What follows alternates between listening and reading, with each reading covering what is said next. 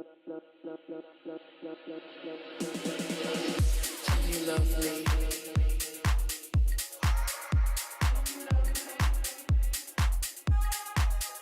Tell me you love me.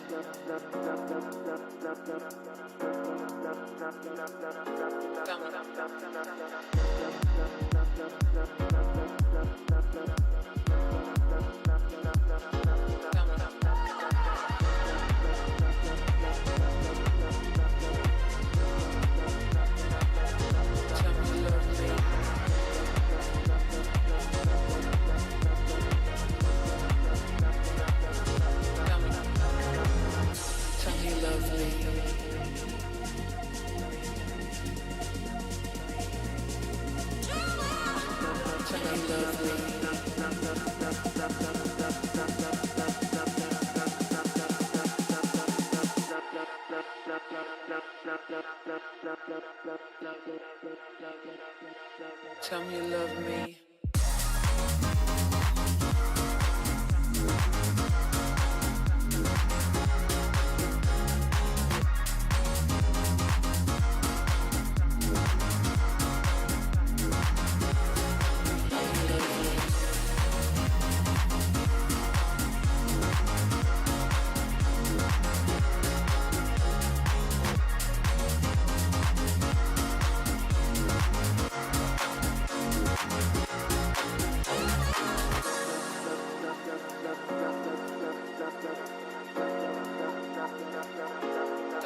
Tell me you love me.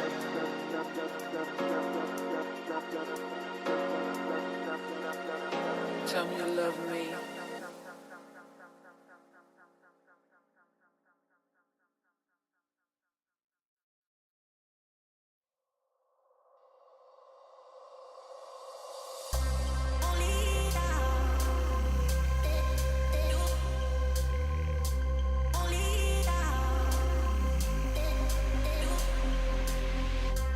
Only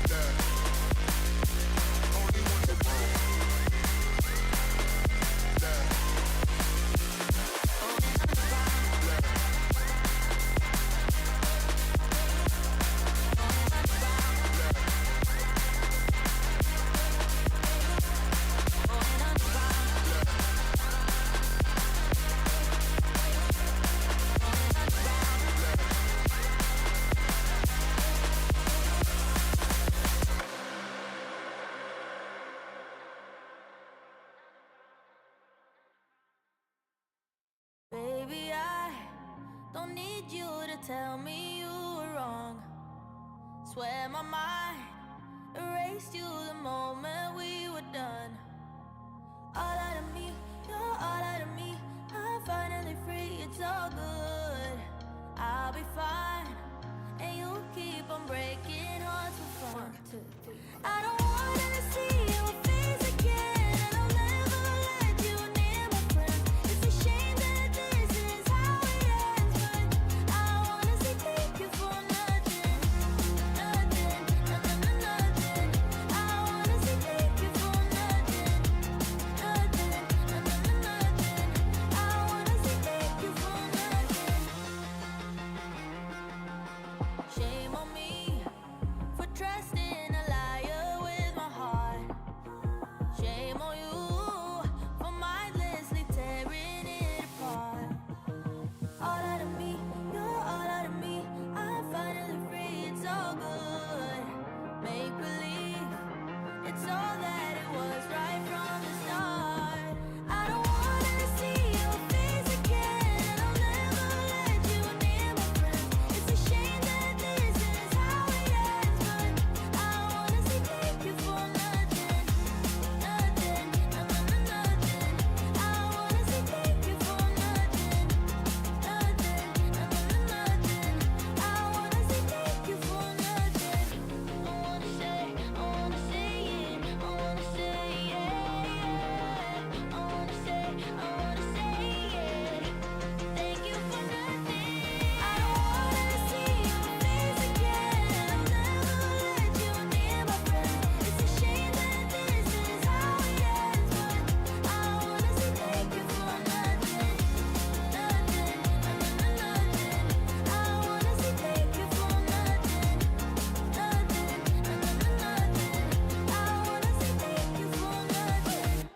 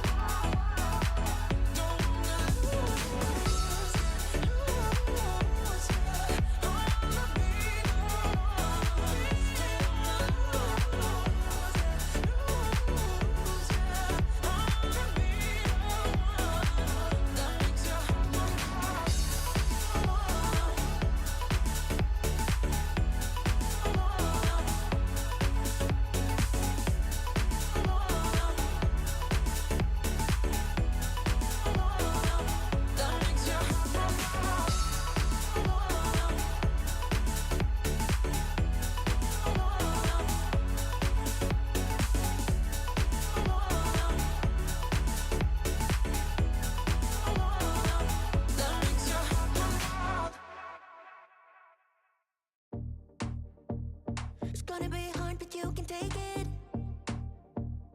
Want you to cry, then you will fake it. Give it a beat and you will shake it. The finish line and you'll make it. Don't you let it get you down. Just keep getting up when you hit the ground. Don't you let it get you down. Just keep getting up when you hit the ground. Gotta be real with it. Never give up, never, never give up.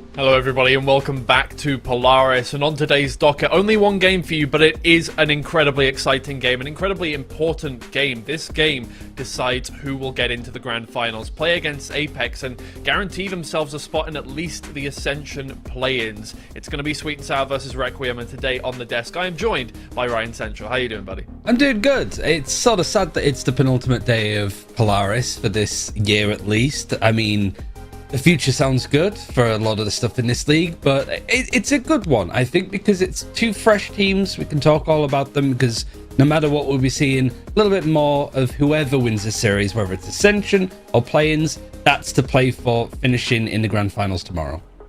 Yeah, and I think just such an exciting matchup because of the fact that they are two really fresh teams, as you say, entering this year. Both of them, Requiem, in fact, accruing enough points to get through in one split is absolutely insane. Now they're in the top 3, so exciting stuff. And joining us for the action on the games, it is going to be some of our favorites, Hazza and Cairo. How are you two? There we are. Okay, no, I thought I was like, am I too early? No, here they are. How are you guys doing? Are you excited for another Sweet and Sour versus Requiem? Of course, how can you not be? This one's the best one that we've got lined up yet. Look, we're here, we're right on time. I was lucky enough to be on the other side with you yesterday, Twiggy, watching the matches. Cairo, how are you feeling? Yeah, I'm feeling good, mate. I mean, what more is there to be excited about? Like, this is probably one of the biggest games coming into, and yeah, I mean, one of these teams will be guaranteed to have like an Ascension spot, or potential Ascension spot, by the end of this.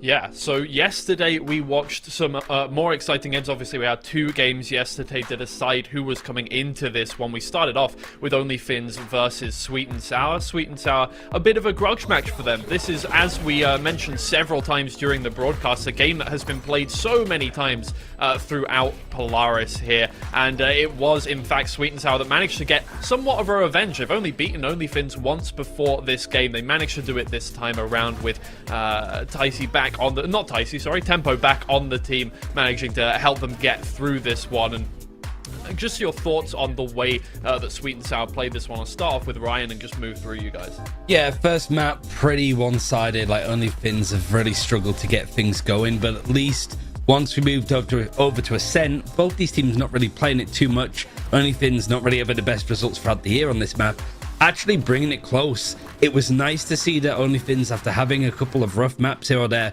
at least the game and the elimination match for them was an overtime. And a lot of instances there, they were the stronger the team. They were much more adept and well suited to play together. It was just too little too late, I think. 100%. I think, look, it was a good game to see. The Requiem Apex game, on the other hand, has to be one for confidence. Do we think that Requiem are going to be in as good a position today after seeing this one into the rematch versus Sweet and Sour? I'm not too sure. I mean, that's the thing for me as well. Like, for Requiem, you've got to be thinking about the bounce back. What does that look like? This is a roster that hasn't really been in this position before. We'll have had to bounce back after such a terrible defeat, because the last time they never played with a full roster, right? Now you're coming up against Sweet and Sour. It's do or die, and this is where the pressure really starts to come to you. It's happened before to Sweet and Sour so many times. They've been in this position in the lower bracket final. In fact, they haven't even lost a lower bracket final since, or a lower bracket game since Division 1 all the way back in the Beacon split where they got promoted.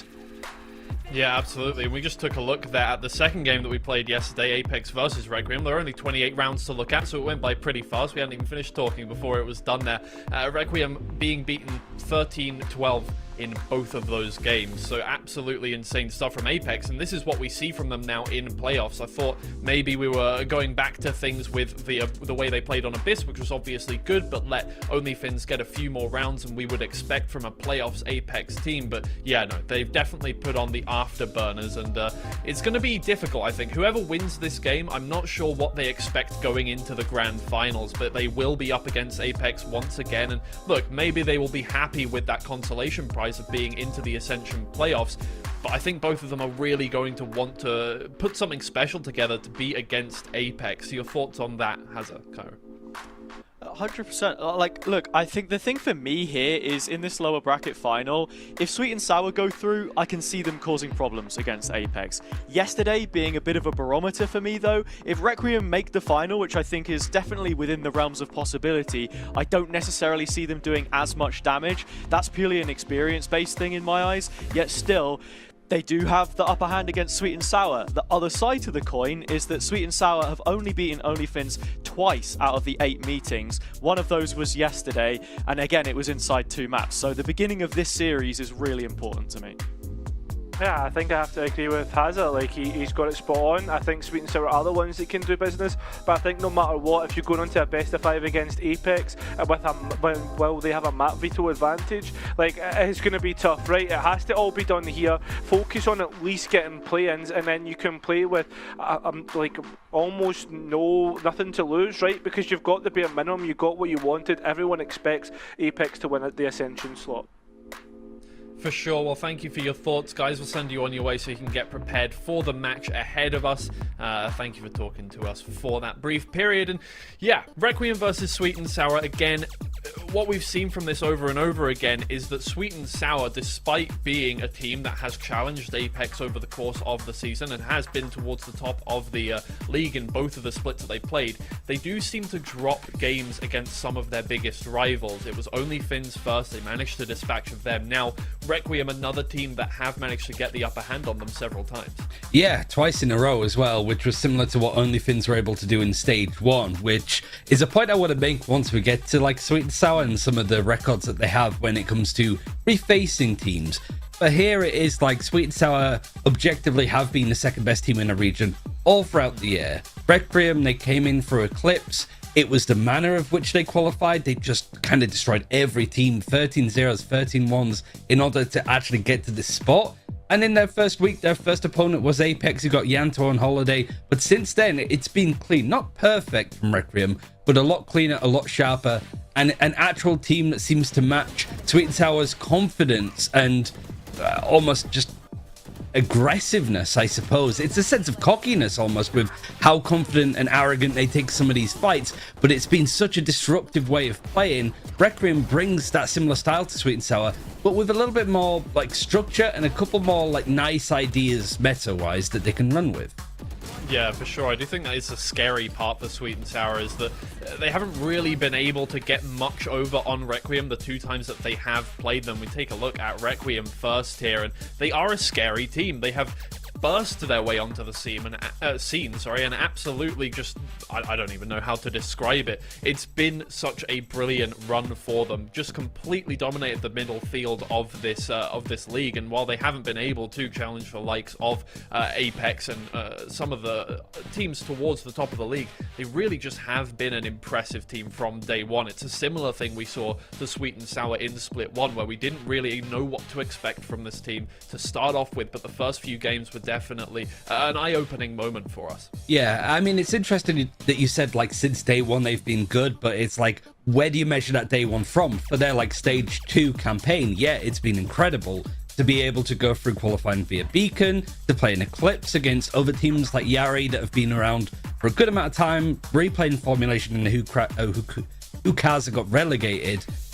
But we also saw this Requiem team, for the most part, play in that first stage as Yanto and co, unsigned at that point, and narrowly missing out on qualifying back then with Formulation and a Peanut Orchestra taking the spot. So that's, for me, the most impressive thing, is this is a team that was unsigned, narrowly missed out on the big opportunity to shine, yet still managed to stay together, play together, and actually come back again in stage 2 and not only qualify the second go around, but to do so in insane fashion and to have that momentum still going in their favor. It's crazy that a young team has been able to do that. Yeah, definitely. And a big part of that here, as we saw from some of those highlights, Harambe, this is his performance over the course of the playoffs so far, and has been absolutely instrumental to the team. I think what we've highlighted a few times, whether it has been on purpose or not over the course of the playoffs here, is how instrumental it is to have a great and dynamic duelist on your team. And now we are left with 3 teams that have incredible duelists. Obviously, in the form of Apex, we've got Kayak doing a lot of that work. We've got Ticey on the early side of Sweet and Sour, sorry, but Harambe has been consistently one of the best performing duelists in the league so far. Yeah, I mean, he's one of those players. Obviously, you look at the name and go, "That's one of the funniest names in the scene." But you almost get desensitized to it, and you go, "You're there going like Harambe is one of the best players that we have in the league, and he's genuinely like vying for tier 1 heroism in the future. Maybe not next year, maybe not even the year after that, but this trajectory that he's on, to be able to keep performing at this level, which is completely new and new terrain for him and his team, but he also has shown that he's still growing. He's not your just out and out whole W duelist. He is intelligent with how he takes fights. He's intelligent to know when he needs to play a bit more passive, or when he knows that the game isn't necessarily about him. It's about how he sets up his teammates to do some of that work. He's just the perfect kind of young duelist that a team will want for the future. For sure. Moving on to Sweet and Sour, this is going to be a defining game for them no matter what. I mean, they've had a little more time to get to grips with the teams that they've been playing up against in this league, but obviously, maybe not Requiem. The 2 times that they have played them, they have lost, and for them, it's just going to have to be another kind of revenge thing. I think we'll get into that in a second, but yeah, Sweet and Sour have had this kind of very good run, but they've never quite reached the peak apart from that time that they beat Apex. Yeah, and that felt like it was a long time coming at that point. The Sweet and Sour shocked in their first official. I remember going back to start of the year and watching Haz and Cairo do their tier list of the teams, and Sweet and Sour was towards the bottom, and immediately they get a really nice win over Metasport, who was sort of left dumbfounded. Like, nothing can take away from the year that Sweet and Sour have had as an unsigned team to be the second best team behind Apex, even beating Apex in the process. The problem with this series potentially is nobody has really got close to Sweet and Sour's trajectory and what they've done other than Requiem. And Requiem have done it in a shorter amount of time, sort of out of nowhere. So this is 2 exciting teams, but this is Sweet and Sour not being the new kid on the block anymore. They could be the old guard that's knocked down, despite this being their first year of playing tier 2 as well. Yeah, and I do think that brings up an interesting point for this one as well, in that just kind of the look of the league going on from this one, you know, assuming none of the players from these 2 teams gets poached instantly. Yeah, Sweet and Sour and Requiem are 2 teams that have entered the league, this year, and hopefully will stick around for longer and build up that kind of starting off as quite inexperienced players, but being a well-rounded league of really good teams. And again, part of that, the duelist player Ticey has been performing incredibly as well here in the playoffs. Again, instrumental to the way that Sweet and Sour has been playing and the wins that they've gotten here, almost to 300 ACS, and that is really on par with the likes of Kayak and with the likes of Harambe. Yeah, yesterday especially, he just had some fantastic moments to turn like anti-eco around. Like when they're on a Thrifty, he's only got a Marshall, yet he's still doing a good amount of damage. Stuff like when he had the Operator online, the Outlaw, the Marshall, any form of sniper rifle weapon, I imagine the win rate statistically goes up a huge amount for Sweet and Sour, and he's not afraid to do it on attack either. He's, again, like Harambe, well-rounded, have a bit more of an edge, and, you know, I think if Sweet and Sour, the risk of a team like that is that they just burn out quickly, right? Like Supermassive Blaze a couple of years ago, where they just come in, kind of destroy everybody, go to Masters Berlin, play LCQ, and then they sort of disband with that roster. That's what I'd worry about with a Sweet and Sour squad, but I think, kind of like you mentioned, Twiggy, the more likely thing is that some of these players even get picked up for next year, because there are teams looking to see who the next Woot is and who the next Mini Boo is, right? Insert those into those tier 1 rosters, and Ticey should be on that list. I think this is something that you wanted to bring up here, in that Sweet and Sour have had this kind of this propensity to be able to almost download a team's strats, go, okay, we've lost to them twice, let's get a win against them now, Ryan. So why don't you talk me through some of these matchups that they've had? Yeah, so from top to bottom, it's the most recent games. Like Apex in the group stages of stage 1 got the win over Sweet and Sour. Grand final, obviously pretty swift 3-0 in favor of Apex. At that point, they hadn't dropped a map.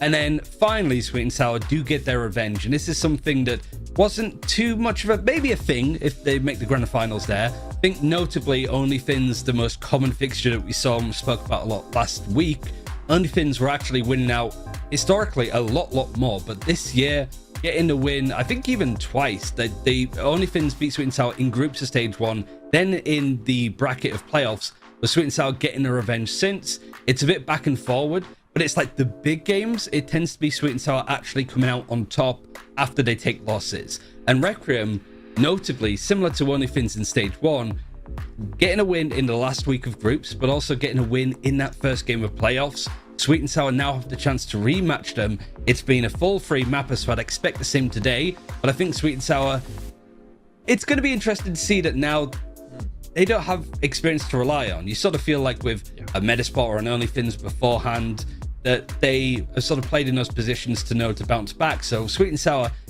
I don't know if they're the favorites here, and I don't know if they're the underdogs either. So they're in a really precarious position of how are they going to keep their heads above water when Requiem are just going to be gunning for them.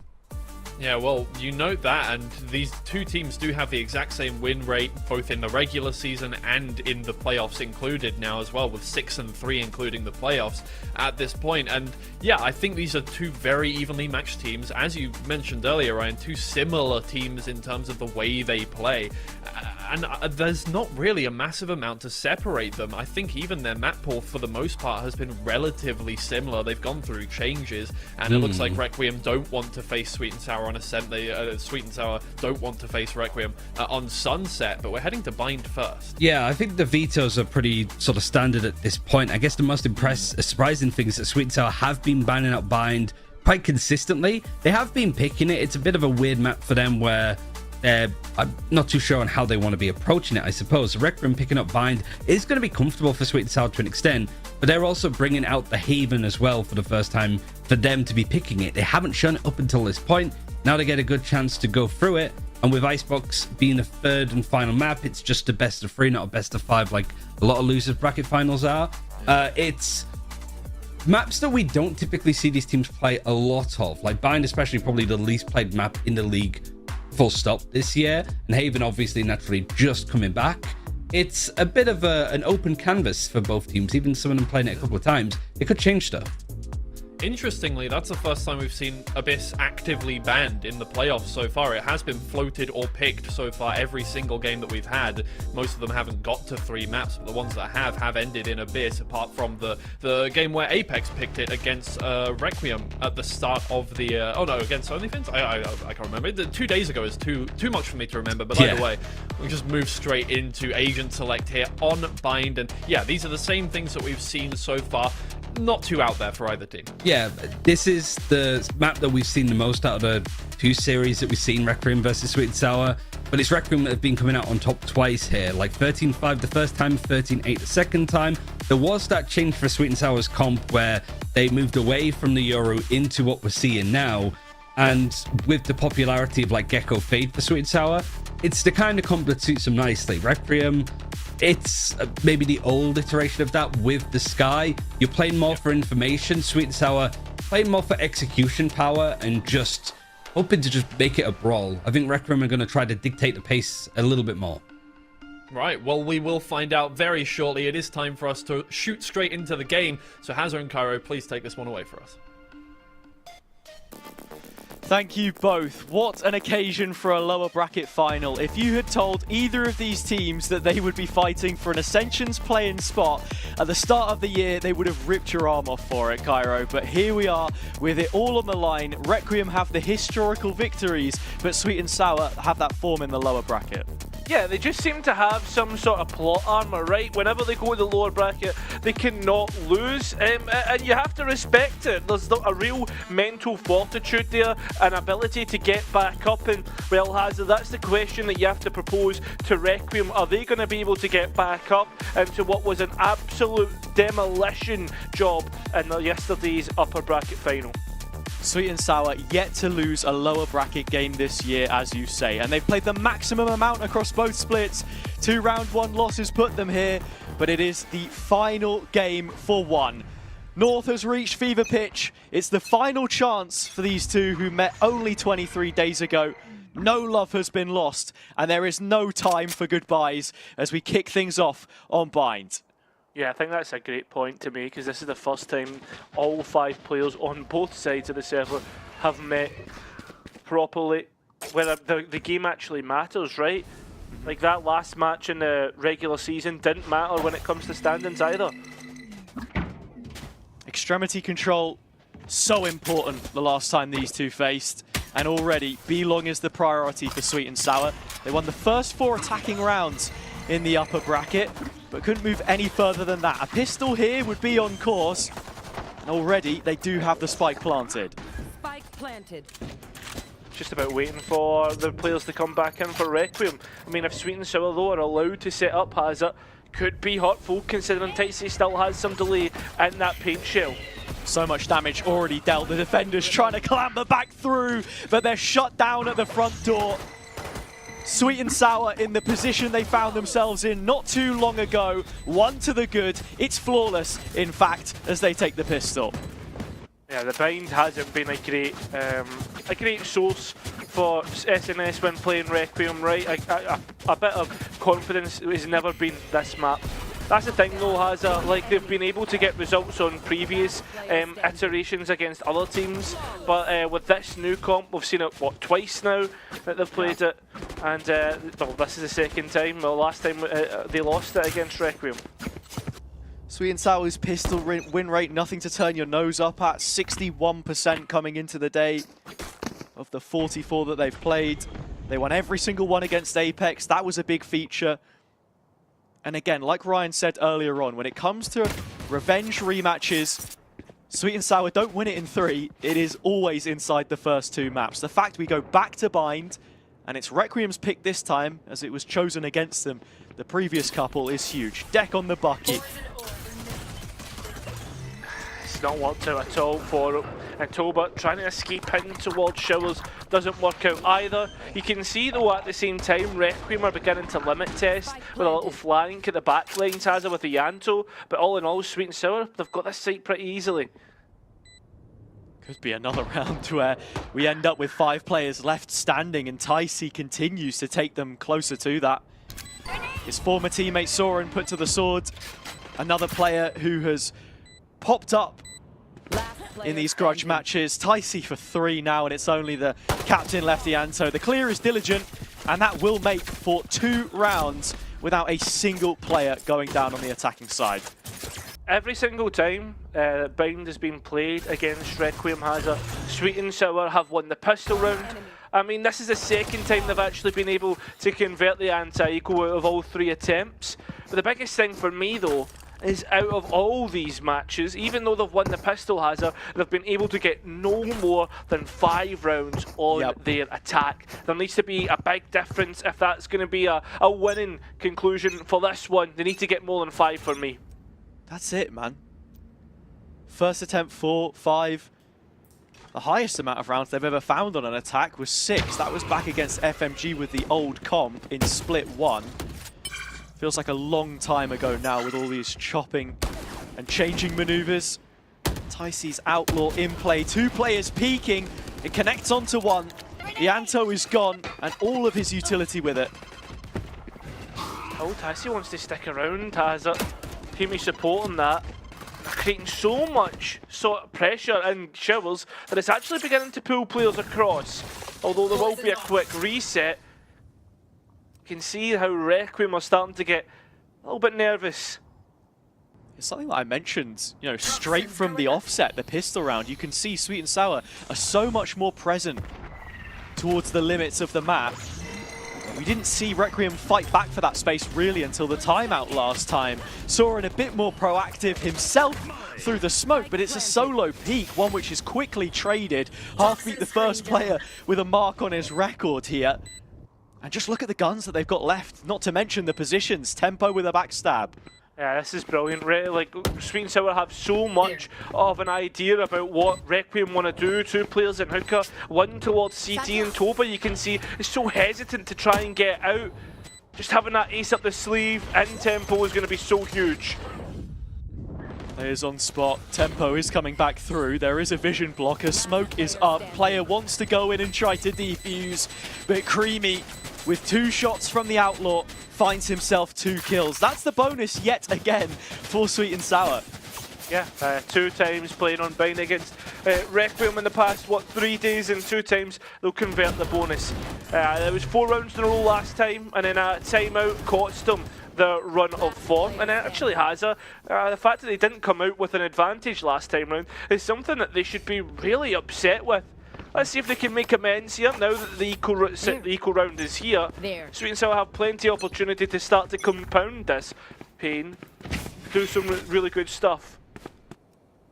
Oh, this is nice. This time, Harambe into the TP. Now this is cheeky. Yeah, this is something that Loud did in Americas to try. I think it was Loud or Furia, basically did this, and then they actually had a Sage Wall on top of it to help the fake. So you can see that Requiem have been doing their homework. 100%. Keeping on trend.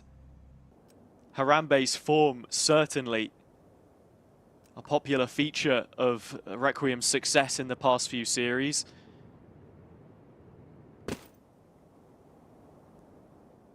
It's just a question of whether it becomes relevant or not. Ianto's gonna find that out pretty quickly. Disengages, and Sweet and Sour continuing to contact. I imagine it's going to be activated now. Harambe, though, essentially becomes a backstab. A seed that's been planted for later on, but has in the meantime, the rest of the players have fallen. The site's gone. They didn't hear the door open. The game is not yet up. Harambe forcing them to play it. Tempo does take the fight and he goes down. The only real interesting part of the round, I think it's fair to say, other than that, Requiem, little resistance on the site hold. To just go back to something I saw in round 3 as well, the notions of what this defender side is trying to do is fight for control at least in one of those lanes, whether it's towards A or B. They kept hookah control on the execute in the gun round, and it's another round 4 timeout that they're going to be bringing through. Jenny, not happy. I mean, why would you be? 4 rounds in a row, losing out. If you keep that going towards 6, that's at least like you even on the half next round. Yeah. That's what you're looking at, and on top of that, now you look at Sweet and Sour's ultimates, and they're all starting to come online. Requiem have tried to do a couple. Well, I've tried one of the set plays that they've cooked up for Bind Haza, and the worst thing about it is it hasn't paid off. So now Sweet and Sour know about that. Only to be careful. You know what they say, time is a flat circle. I'm getting deja vu again, but it feels like we skipped a couple of chapters this time. The last 2 series, of course, beginning with Lotus. 6 overtimes combined between the 2, 5 in the first. Only 1 round was enough to settle the difference a couple of days ago. I know exactly what you mean, though. I think Requiem do definitely have the added bonus of the coach, Jenny, someone who has been in the scene for a while, official experience dating back to the game's release from beta, November 2020. A reliable substitute at times. Here are the guns. And with Sweet and Sour gearing up for their first fast-paced execute, it seems, Showstopper and Thrash, Harambe's position may just be key with some elevation. Could be, but in the meantime, Ticey's just completely wiped him out the server. Toba's trying to swing through the molly and actually is successful, but in the meantime, though, the rest of the players are sending it towards backside Haza. The players in CT feeling the pressure. Toba, though, takes short control and will at least get traded out. Tempo looking to drop back. A little bit of stall, a little bit of a stop between the two, but it's the Thrash that keeps them going. Sweet and Sour looking to keep this scrappy, keeping Requiem on their toes, but in the meantime, the spike's going elsewhere. Toba doing God's work there to just get out with 2 kills, repositioning, finding the gaps, the little pockets. Very quickly replacing Deck there, Soren. Requiem trying to cover each other's backs. Famzam is solo elbow. They're all split up, in fact, but the smoke is the veil which is required to slip one away from them.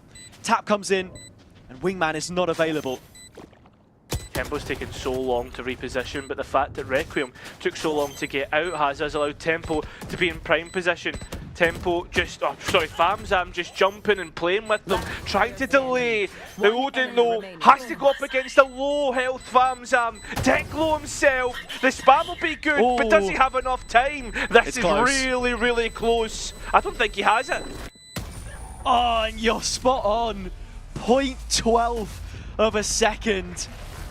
Harsh, but fair. Sweet and Sour, I think, were in the driver's seat for that round. Pulling a quick change of pace. the wool over the eyes of Requiem to siege the A site, and the response on towards B did allow them ample time to set up, like you say. Everyone was isolated, but again, that's how they beat OnlyFins on Ascent. Players taking peaks with confidence, something which they'll have coming off the back of a win yesterday, where Requiem, at one point, lost 20 in a row. That's crazy to think, 20 rounds in a row. And you can, I wonder, like, has it knocked Requiem's confidence? Like, they're not taking the gunfights that you're used to seeing. Like, you're not seeing Harambe, like, fly into gunfights that we're used to seeing. I know it's only 5 rounds, but these trends can really begin to hurt. It's a question of second-guessing yourself if you can still commit to the same plays, which we know work. Sweet and Sour equaling their tally in Split 2 already for attack-sided rounds on Bind. You did good. Util getting picked up, Famzam filling his boots. I like this. I like this so much from Sweet and Sour because they're just waiting for the wall to drop and they've cut so much noise that you create a question mark on the map. You were just speaking of Harambe's proactivity. He's walked all the way out of showers, moved up short, cleared that. Is now holding the cave angle. You've got to be looking at a rotate coming through, but I'm not sure the cavalry can arrive in time. Oh, it's tough, and it's actually the Mosh that does the damage to deck at the same time. Ianto with a Guardian in hand. This is something which they can work with, something that can cause the damage, but in the meantime, the players will just execute the remaining that's sitting on there. It's going to turn into a TDM, apparently, with the spike being dropped, and them all knowing about Harambe. It's about getting that spam down, trying to get the last player. Set piece. Another execute right out of the Sweet and Sour playbook. They combine the two ideas from the previous, the set strat and the slower pacing into the round as they scale towards the site. It's the same mosh pit that we've seen, same snake bites from prior appearances against Requiem. Nothing that should catch them off guard. Something's in the water though, Cairo. Sweet and Sour are able to fully feel the benefit of their game plan this time, it feels. Yeah, I mean, like, this is them now getting the most they've ever got in attack. We've already spoken about that. Sweet and Sour have finally hit it. Well, they can do better than that. Another question.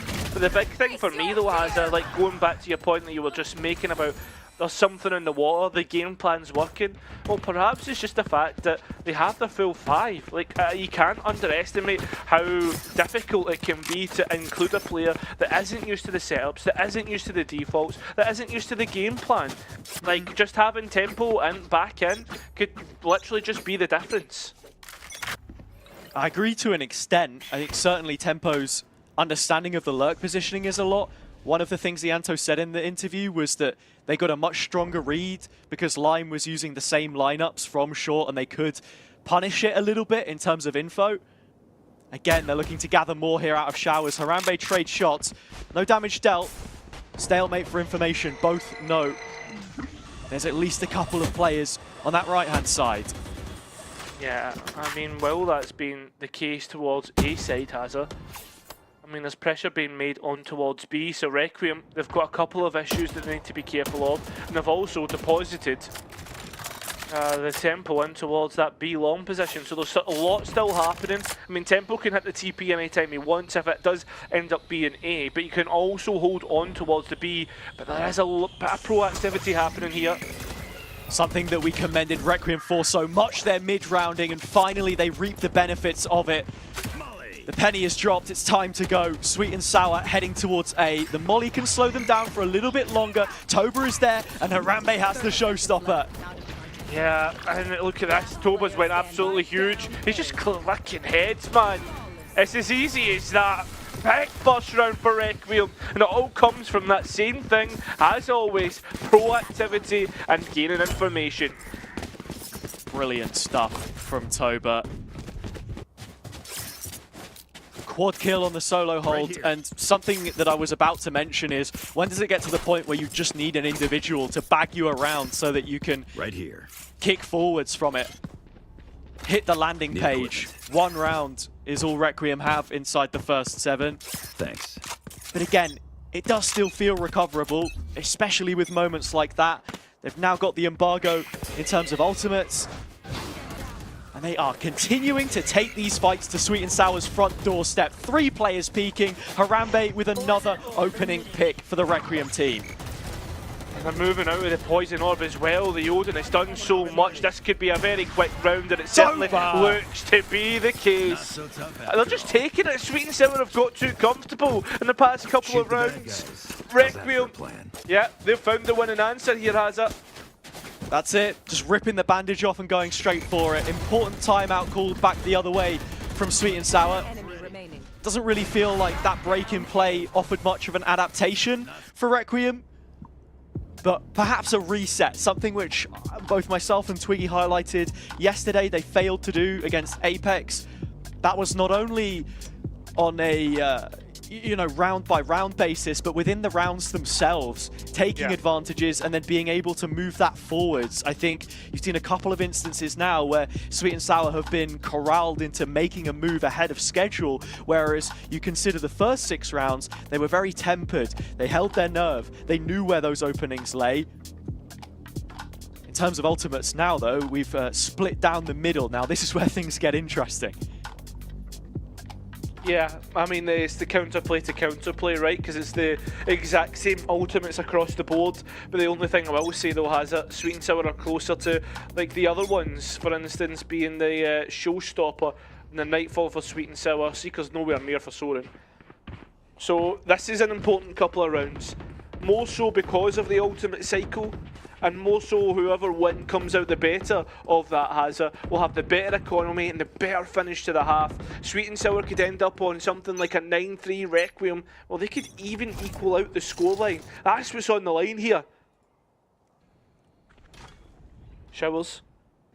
Yeah, again, it's that proactivity, and this time it's loaded with an operator as well. Harambe won so many of these 1v1s in the previous series. That could be the difference, but the shoulder is spotted first by Creamy. His face check can save face because he won't be losing his life inside the first 30 seconds. Now, this is a little different to what we've seen from Sweet and Sour. Yeah, they're starting to head towards Hookah, and actually it's the dog that's trying to catch them offline. There's already plenty of players here, so it's going to be a difficult take, and in fact, Hazza, there's so much delay coming through because of the orbital strike. Ooh, I just thought Ianto would be able to get out, but a heat-seeking missile dropped on his head. Deck still alive, Odin in play. Harambe, the last one left, he blasts Pax into the crosshair of Heartbeat. And Tempo has the backline covered, so that will be 7 for Sweet and Sour. Keeping themselves alive just at the beginning of that round, and when it did come to the scrap, I think just the fact that they had 5 players rather than 4 went a long way. Yeah, they also used 2 of the big ultimates there as well, the Orbital Strike and the Thrash. I think it was a combination, Hazza, with the Thrash that they put the Orbital Strike onto. Yeah. Just catching Ianto's position, condemning it. It's a heavy investment, but again, if you can take him offline when he has his own Thrash to stop the push, it's a trade you're happy to make. And not only that though, like with Tempo sitting with the Viper's Pit, you're not going to be comfortable because of Ianto's Thrash, right? So that's going to be a big target on his back. This proactivity once again from Harambe through Showers.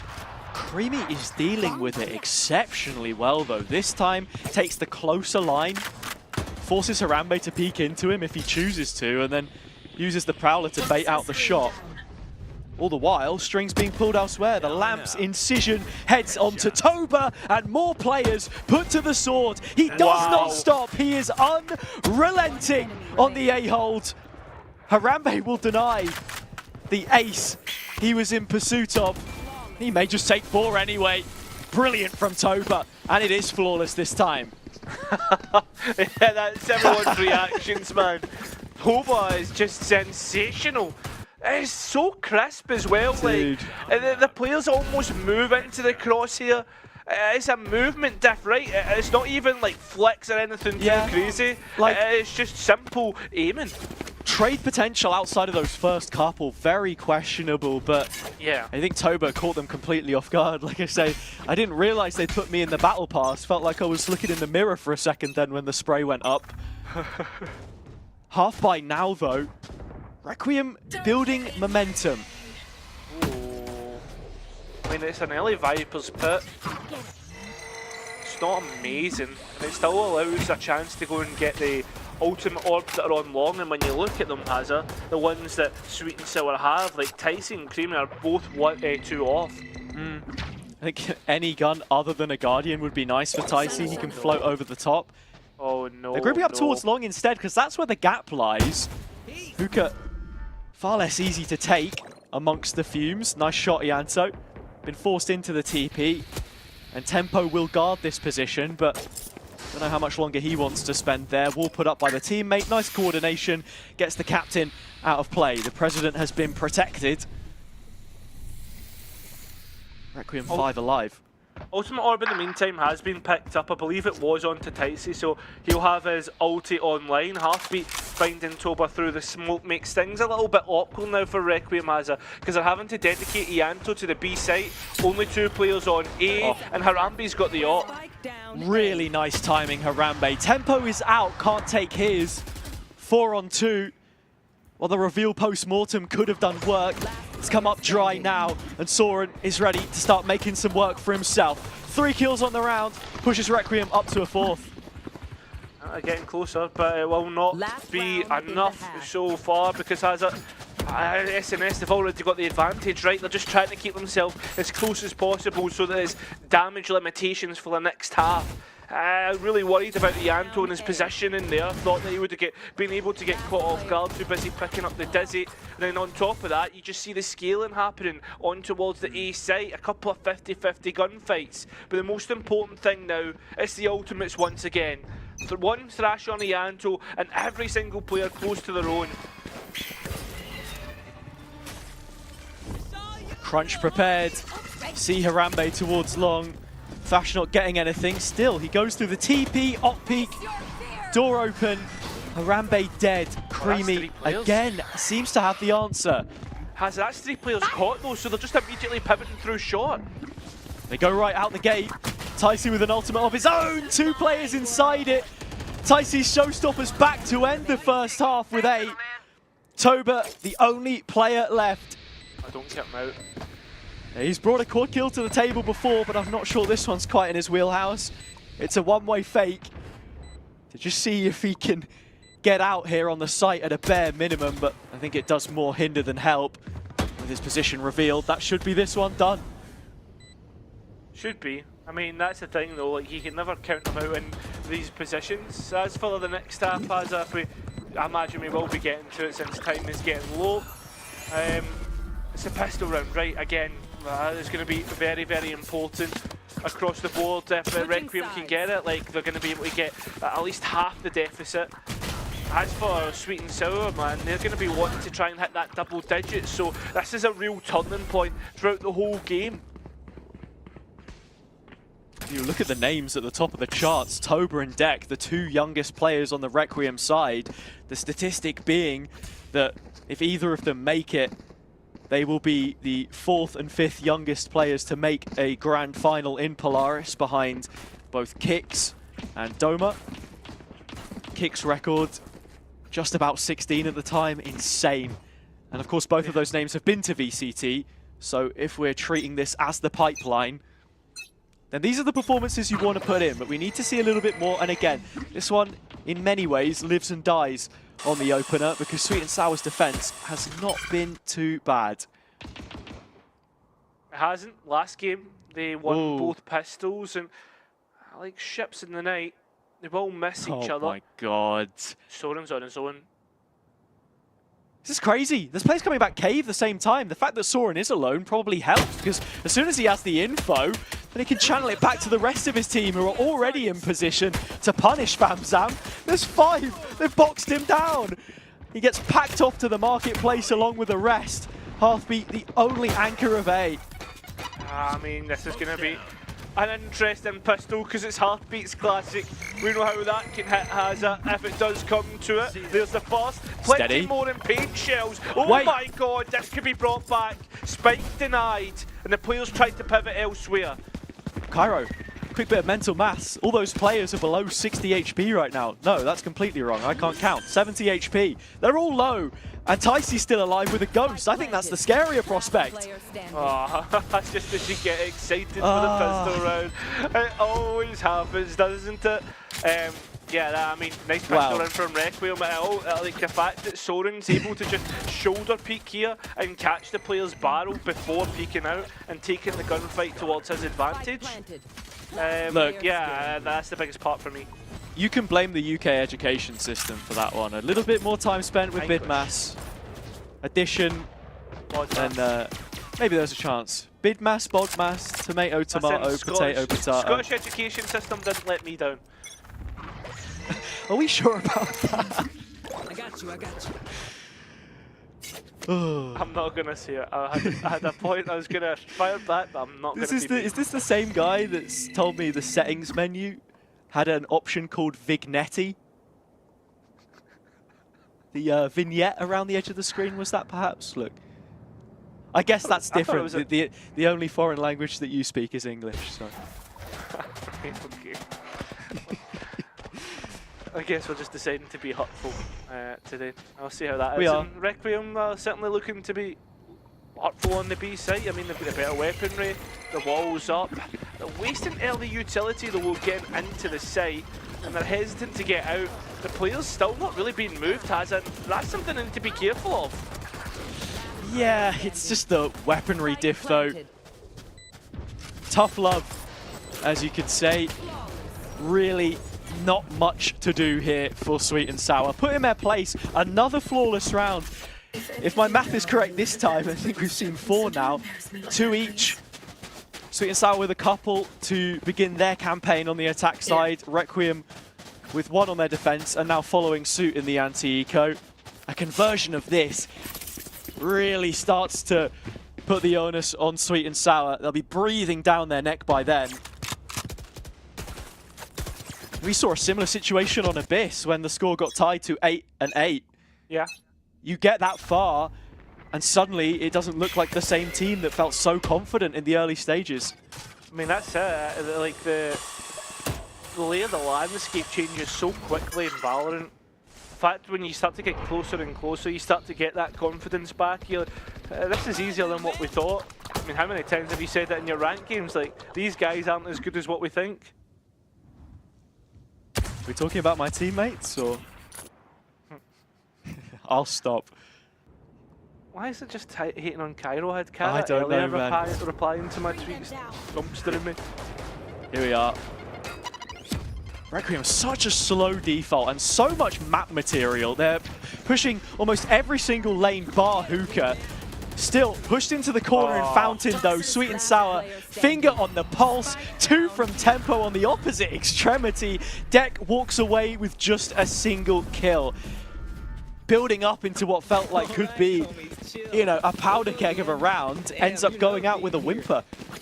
But the thing is though, you see that, I mean, Sweet and Sour had pretty much a massive bag through B long. And it comes through Famzam's Gecko. I mean, using the utility, the players are forced out, and I mean, Heartbeat, he just swings and dumpsters the players. Look, Famzam wasn't even on long either. He went through the TP to join up with the Showers players. Tempo's gone 2 for 1. A player who's still coming back from illness, let's not forget. Yeah. But like you say, it's that team environment, the changes that have been made. They look a lot more coordinated over the last couple of days. That 9th round is so huge to just stop the rot. Gets them back on board, right? I mean, you watched like Abyss, and it just felt as if it was never going to stop. Like a runaway train where Sweet and Sour had just lost all control and confidence. Not only that, in this situation, with all these slow rounds that Requiem are now presenting, Sweet and Sour have so much time to get the right read. Albeit, it might be wrong, because there's 4 players already up short, and only 2 players here to defend it. One of them's Heartbeat, though, and he can be the difference maker. And there's an ultimate to put. Just trying to stop any default, but they're already out to CT and caught Heartbeat off guard, though. There. Spike still not committed. Was it a luck? The players a little bit hesitant to peek out. Creamy just careful of showers, and well, he's actually going to get caught through the wall. Barrel's seen. Now the spike will be planted, and the players are coming through that CT position as well, Hazard. So they're going to be stalled out with the amount of utility that was still in Requiem's pocket. Yeah, Creamy caught off, didn't expect that much limit testing. They're backed up in the site now with a crossfire.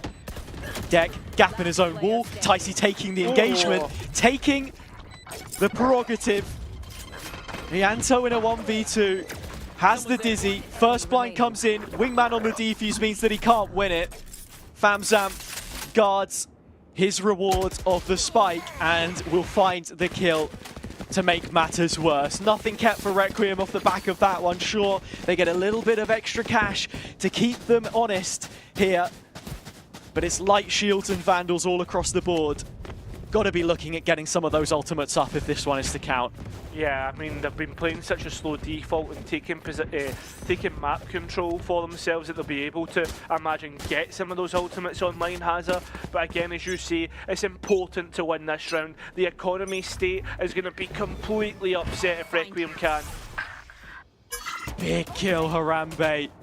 Ticey lost to the madness, and Shower's gone with it. How many times has Requiem been reliant on this kind of control, whether it be attack side, defense? Harambe loves it. His name goes together with Showers.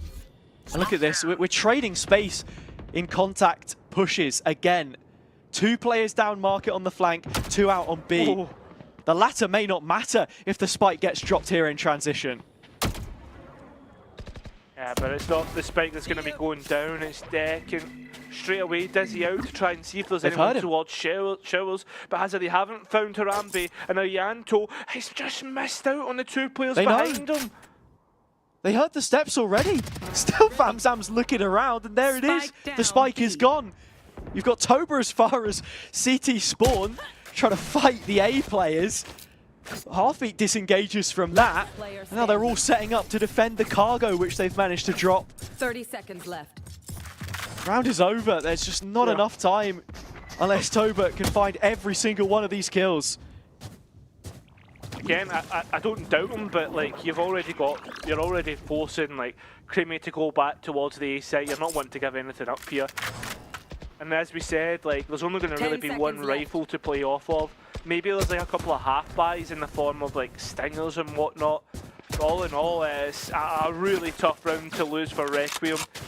Didn't get all the ultimates online that they were probably hoping for. You saw Tempo straight away out towards B long and denying the ultimate orb out there. Showers was a good place because I think that's where they got the showstopper. Oh, do you know what I'm talking nonsense? They got all the ultimates online actually, has it? Yeah, they do.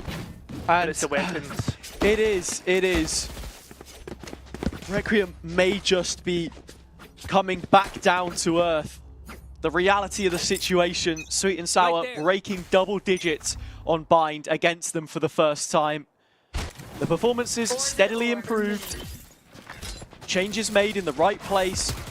That balance between Heartbeat and Ticey, you can only say has clicked. Sweet and Sour are in for the kill here though.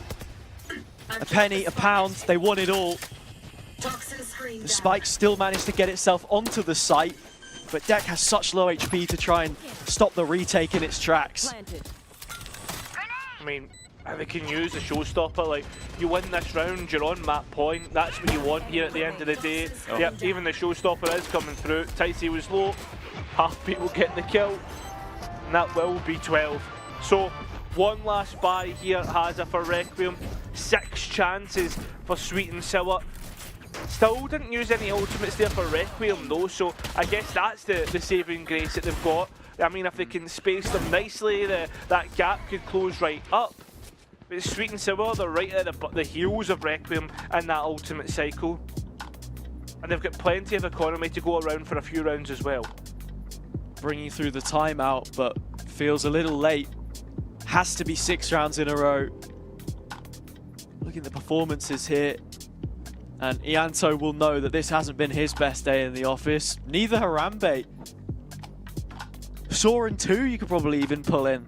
Again, I don't want to, you know, be bashing down on anyone, but as I said before, Soren averaged 61 kills across the 2 previous meetings, and that was while flexing a different agent on every single map. This guy can do no wrong against his former employers, you felt.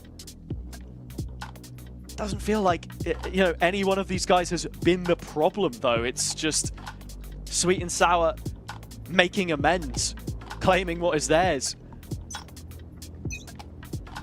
I mean, yeah, that's 3 best of 3s has it they've played against each other, with Sweet and Sour reaching 12 first, and with usually a decent advantage as well. But every single time we have seen it being brought back to overtime. Remember, what was it, like 12-7 on notice at one point? This is the thing too, Sweet and Sour were plus 12 across those last 3 maps against Requiem for first picks. And there has been no looking back when they've got in strong positions here, Cairo. That's the bottom line. Yeah. I mean, you look towards Vine last time, like 4 rounds off the bat, straight away. You're thinking to yourself, I mean, this should be Sweet and Sour to win the map. Wasn't the case. They've reached 12 this time. Requiem have everything that they need to make this one right. And actually, when you look at this round specifically, Sweet and Sour are over-rotated towards B. Still waiting. Gambling on it. Still both controllers there. Perhaps trying to sell a bit of a fake. Harambe detected, though.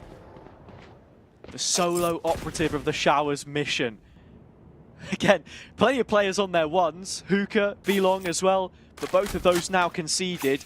A is the answer, which Requiem look to in their final hour on Bind. Oh yeah! Looks like the players are going to start to head towards Showers. That's where the real importance is. They're letting the players of Requiem use up all their utility. And actually, Hazard have caught one player as well. Oh no, they're flooding back in. Requiem, they could get caught off guard and the spike's been downed. Managed to pick it up there though. Harambe gets out with the satchel, heading for the hills. Wingman on the plant. A little bit of extra help could go a long way. They've already used 2 ults. Seekers and the Thrash came through. Not sure if Ianto was able to recover it. But everyone's isolated again, and Harambe's got to come up trumps. He does. Toba right there with it. The hero plays. Give the helping hand. Creamy 1v3 has nothing left to do. It makes for a 7th, but will it suffice? I think Hazard supporting that Showers swing would have been the winning success for Sweet and Sour. Right here, Tempo's all on his lonesome. The other 2 players of Ticey and Famzam had went elsewhere to try and, I guess, protect the Showers player of Tempo. That's where there's a little bit more firepower there. 2 swing out, catch all the players that are off guard. The trade ability of that swing, it just would have turned around on its head. You've got to value the supportive utility Sweet and Sour have been using so far as well. Look at that Showers reveal on the previous. This time doesn't feel like there's anything which can dig them out of trouble. Ticey first gone in the Raze duel again, and they will simply roll with the punches. Requiem get the A site, get the spike plant. 2 players left, both rifles. Mixed money, no loss bonus. I think you might just be looking at the save. Yeah, I mean, we're starting to see that Sweet and Sour that we know can come back. And it's on the first map, when they get a great advantage, that they start to lose out. They start to drip feed rounds to their opponents. Start to lose focus, right? It's almost as if they're too hungry to finish out the map. Sure. I think at the same time, it's only going to take one of these next 4 rounds with a quick pick, a double, something of the sort. And I don't see a world where Sweet and Sour then throw that away, because they've looked really good in every single 5v4 that they've played so far on this map. Famzam's the first of the guns that goes. Tempos will not be taken from his hands though. He can hold on for a little longer, and so can Requiem with that round win. Starting to, again, like we call it timeout territory, that's where we're in. Because if you allow another one, that becomes 9-12. The money isn't great as well for Sweet and Sour Hazard. Starting to get worried now for the defender's side, and this is something which Sweet and Sour have struggled with before as their defender's side. It's usually the regular occurrence, the side that they allow their opponents to either take advantage or allow them back into the game. This feels like one of 2, maybe 3 buys that they get. Requiem have to take it 1 round at a time. Comeback attempt, Hearthbeat down to 35, and Soren finishes him off. Big entry kill. They're a man down should they choose to execute here, though. It's not quite the full picture. Sure, Sweet and Sour, only 2 bodies towards this left-hand side themselves. But I like this patience. Yeah.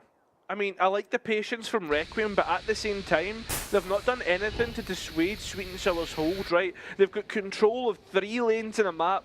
I mean, using a Viper's Pit. They've got the op of Tice, even though he's starting to drop off now, scared of the hooker position. And you've also got Creamy, who's holding on to Showers. They're putting all their money, all their chips on towards the A side, and it looks like they've gambled wrong. Yeah, it is a B execute for Requiem here. Deck was just trying to get back across the pit, didn't want to go all the way around Cave. Ticey's up. Could be everything. Comes up with nothing, though. Another kill from Soren, and that impact from Mr. Flex Fantastic himself might just have done enough. This is another save. It has to be. I don't see it being any other way. Like, a 3v5, there's a Viper's Pit that's being used, and next round you're going to have no buy at all. Like, why would you bother? Work is cut out for them. So Requiem find 1 more. 3 chances left, and this save now makes the economy a little bit more interesting. Might be time to get the calculators back out, but I think they can, you know, at the very least, get some Bulldogs in there. You do have 3 Phantoms. Requiem not exactly in a position where they can afford to chase too heavily. A couple of players if they want. One of them would be Toba. Finds Famzam, and a big loss now. We've got to be looking where Tempo and Creamy would have been. Deck right at the buzzer. That is huge. I mean, that's like the second where you take this scratch your nose, right? Where you're like, oh, I'm safe. And we need a timeout now, 100%. Yeah, I told you 100% it was timeout territory, and especially if they lost that round. Because they're giving up first bloods. The past 3 rounds, it's Sweet and Sour who have died first. Hearthbeat in that last one. I don't think I can understand what he's trying to do, but he sees the players, 3 of which doesn't shoot back, tries to hide as if like they've not seen him. All in all, like, yeah, Sweet and Sour are then just a little bit thin across the front line. It almost surprises me a little bit that Tempo didn't just fully take the pit down there and group up with the rest to go and save, because you have that certain level of proximity about the ultimate. You know he's going to be close by. It's just getting yourself stuck happens a lot, more than you really think in these officials sometimes, when you feel as if you have to commit to a play because you're already too far gone. No way out for them that time. Only 1 rifle here. Creamy's actually brought up around it. This is not quite a force. They'll be missing a couple of rifles in the next. In terms of where he's playing, it's Showers. You, again, see the priorities from this defense. And the attack willing to give it to them.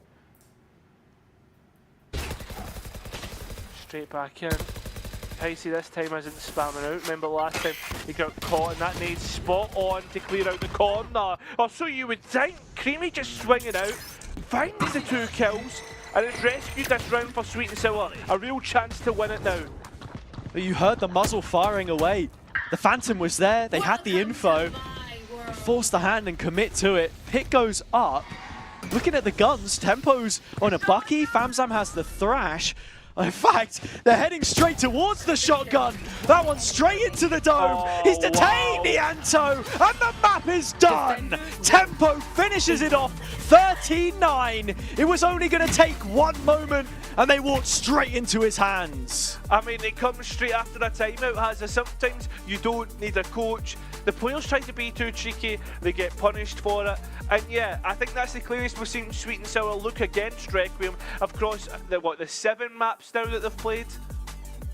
Yeah, it's insane, to be honest. Right, look, we've gone to 3 maps on every single one so far, and the track record has continued. Requiem have lost the opening map of their pick. Last 2 times it was Lotus, never able to convert it, but both of those went to overtime. Both of them look close, and if we just want to call back in that revenge stat again for Sweet and Sour, the teams that have beaten them before, Apex, OnlyFins, their only wins came in 2-0 fashions. They've got off to the perfect start. Can they see it over the line this time? That's the question that we'll be looking for an answer to, and maybe our analysts have one after the break.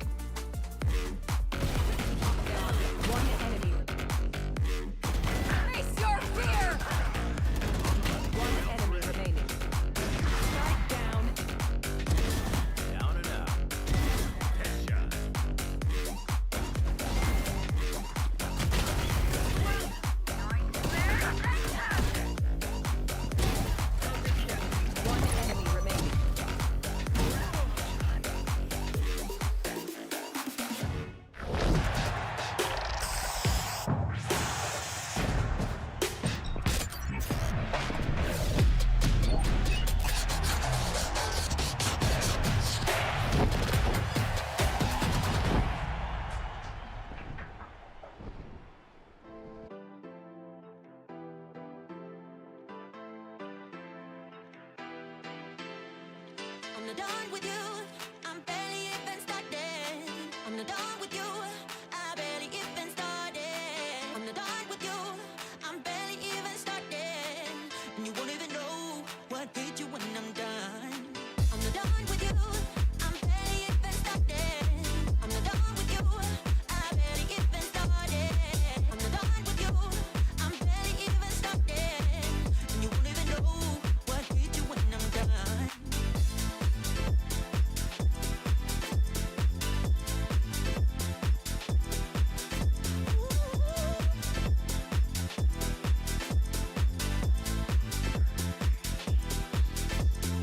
I'm not done with you.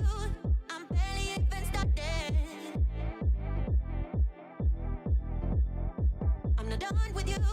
I'm barely even started. I don't know why you look at me like that. I'm so self-absorbed, I know that for a fact. Now I realize I'm better off without you. I'll be better off in no time.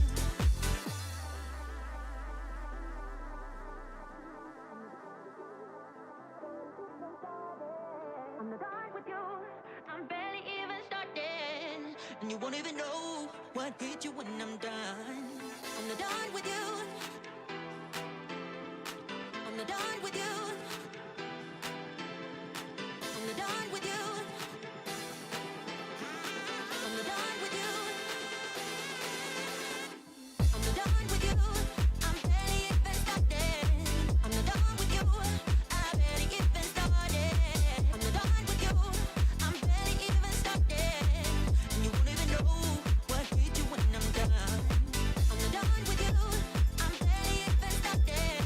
I'm not done with you. I barely even started. I'm not done with you.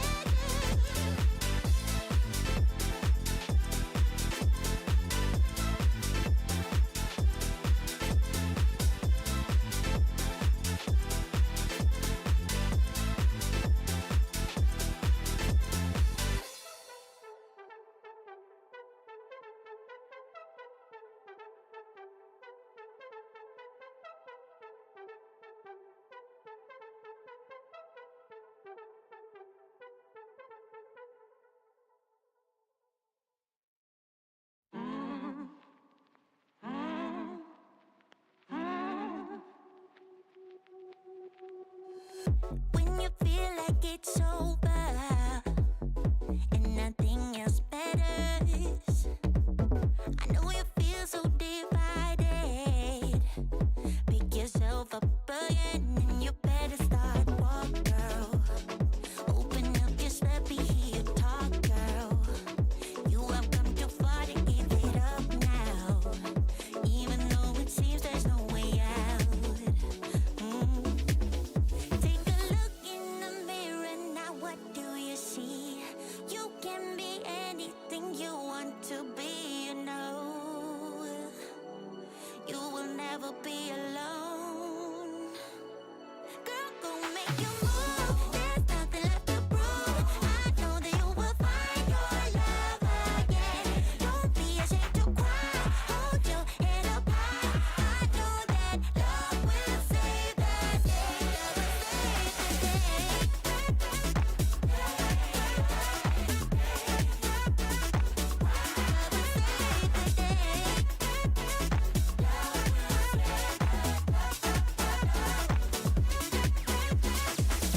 When you feel like you're stranded at the edge of the world, I know you've been taken for granted.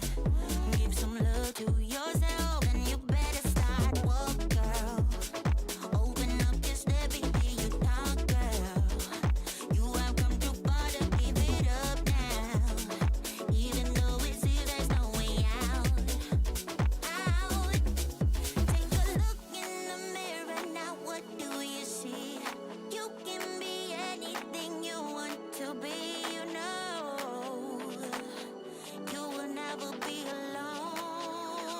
Girl, go make your move. There's nothing left to prove. I know that you will find your love again. Don't be ashamed to cry.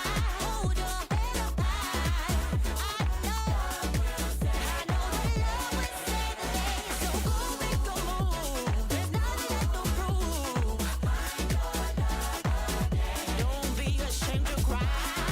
Hold your head up high. 'Cause love will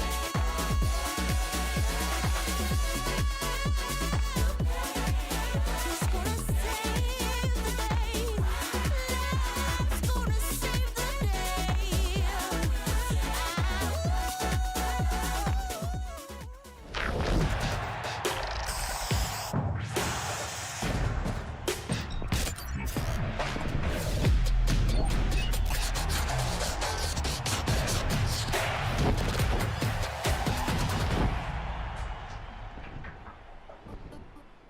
The start of the series on Requiem's map pick goes the way of Sweet and Sour, but it's hardly a nightmare scenario for Requiem as they have encountered this twice before. 2 times playing Lotus as their own map pick, and twice that Sweet and Sour have won it to start off with, twice that they have pulled off the reverse sweep. So for Requiem, I'm sure they're not worrying too much, but it's still not the perfect start. It's tricky though, because this being the pick of Requiem this time, it was the map that they ended up winning in that reverse sweep the last time these two teams faced. So you're going to Haven next, which we'll touch on very shortly. It's a map that we haven't actually seen Sweet and Sour play at all. So here it's a bit of that same poetry from Sweet and Sour, that they end up losing against teams, but in those rematch games they tend to show up. It was actually Halfbeat that manages to climb out on top for Sweet and Sour when it comes to the kills on that squad, despite him being the lowest very early on towards the start of this map.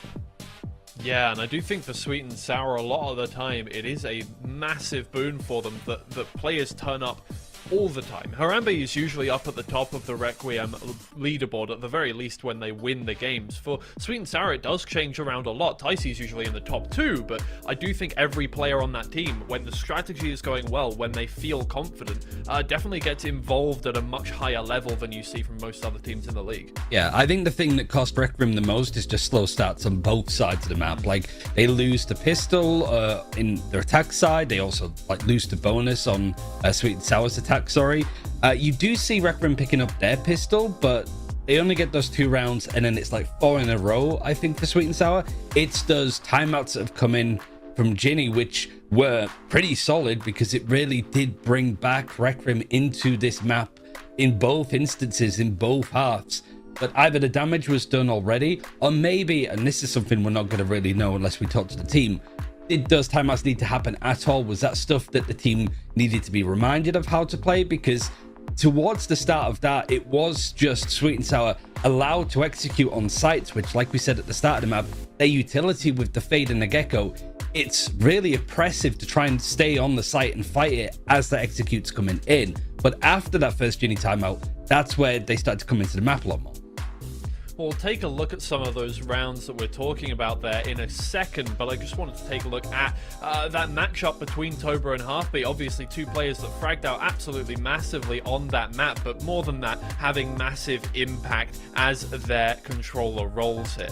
Yeah, and like Toba was one of the instrumental players, like the 4K that he got a few rounds towards the end of their defense. Stylish, like a flawless round, I think, in the end for him, was a really good aspect of making sure that Requiem could sort of hold the line a little bit more in their defense, especially towards A.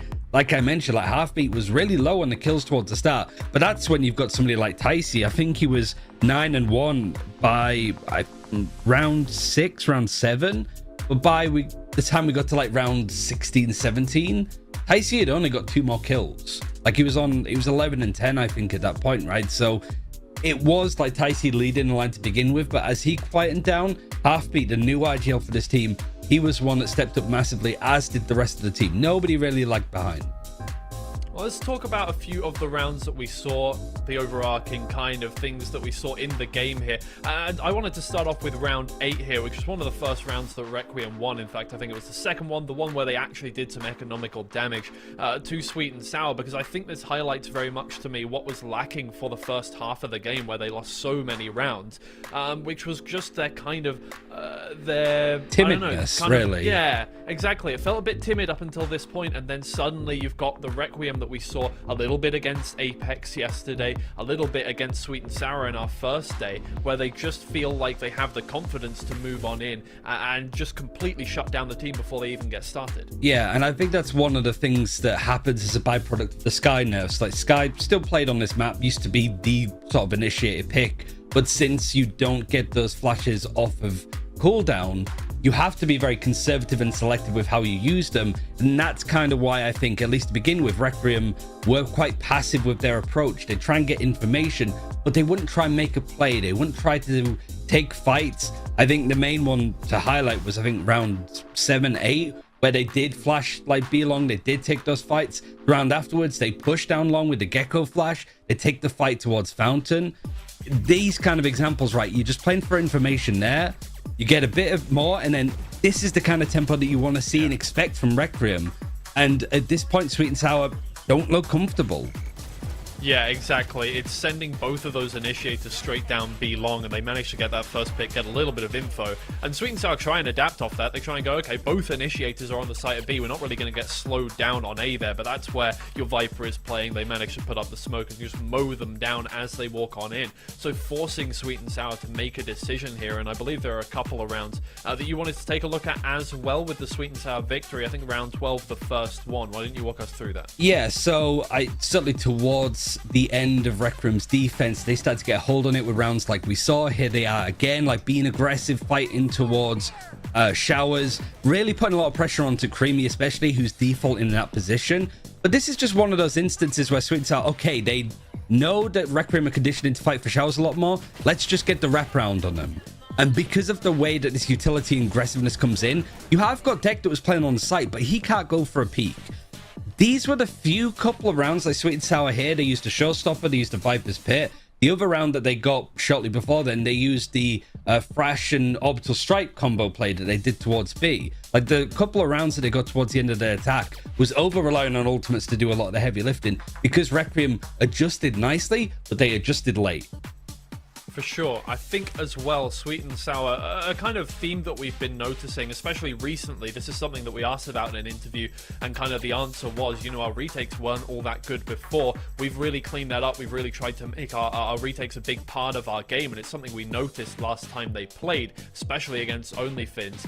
I think round 16 we were taking a look at was a round where that really shined. Yeah, and it's another round too where Requiem, you look at some of these attack rounds, they had some really good executes as well with the Sky, not as heavy hitting, but after Creamy dies here, you feel that this round is just a foregone conclusion. 4v3, no site control, you've got the deep smokes that are taking back site, maybe too much utility with the Molly and the Snakebite being used for Requiem to play on site instead of more post plant. But Sweet and Sour with a player disadvantage, with no utility, just finding good timings, almost using this Viper wall that's the attacking Viper wall to their favor to take fights that they realistically shouldn't be winning. Like at this point, you're sort of looking at more of Requiem overstepping the mark a little bit and not playing safer. But Sweet and Sour, it doesn't matter when you're a team like this what you do. If you can do it together, that's what really makes it hard for teams to play up against Sweet and Sour when they're on a roll. I do think part of that Sweet and Sour have in those kinds of situations is the experience they have, the extra kind of series that they've, the extra split that they've had over Requiem in Tier 2 here, where they've really just had to learn how to make the best of a bad situation quite often, especially playing against teams that have generally been, I don't know, maybe less mechanically gifted, but definitely a lot more drilled. We have so many teams here in Polaris that have been here for years and absolutely just been, you know, they've gained experience over the teams that they've fought against, and Sweet and Sour have had to learn very quickly how to kind of make the most of a bad situation. I think that was a big part of what happened there. Yeah, and I mean, it's hyperbolic, but that kind of innate talent you are going to see from the teams that are going to play and probably win champions in Seoul, Korea, is when you go to an international event, how much can you fix and patch stuff up as you go along? Like I think of Optic way back when you just change up your defaults ever so slightly. You're not changing up the comp massively, you're not reinventing the wheel, you're just patching things up that need work and adding a couple of other spicy elements on to expand that playbook. And the fact that Sweet and Sour, an unsigned team, are almost doing a better job at this than some of the tier 1 teams within EMEA is a testament to how good these players are. And Requiem, they made the right adjustments. It's just one, did they make it too late? And B, did Ginny need to come in to tell them to make those adjustments in a game like this? We're now moving on forward to Haven here, and these are some pretty regular comps that we're seeing. Obviously, on the Sweet and Sour side, definitely something that we're used to seeing a lot more back in the day. You got the Breach, obviously, and the Omen. Great kind of initiator trio almost with the Omen in play, and then from Requiem we've seen this from them a few times. It's a little bit different, but nothing too out of pocket. Yeah, I mean, you're looking at the Requiem comp and feeling it's a bit out of date. You've got the Viper nerfs that have obviously hit pretty hard, the Killjoy nerfs as well, with the range of a turret not being able to spot well into like garage towards C, but also the Sky nerfs. Like we mentioned with Bind, you don't have those recharging flashes anymore. You have to play this slower. It's similar to Bind in the sense that Sweet and Sour have the comp that's a bit more intensive with utility, taking and fighting for spaces they're attacking first. Whereas with the Viper and Sky, you're playing a lot slower. You're playing the information game. You're trying to be as slow and slow-paced as you possibly can. Well, Sweet and Sour haven't played this one for a little while, but Requiem will have it freshly seared into their minds, that 13-2 loss against Apex to close out the series yesterday. We'll see if they can come back from that one now. Hazard and Cairo, please take this one away. For what could be the final time we see Haven for both of these teams in Polaris. And for Sweet and Sour, like Twiggy said, it's been a long time until we've seen that happen ultimately. Requiem have shown it quite the number in their run-up to playoffs. Is there enough material to dissect to make this one dangerous?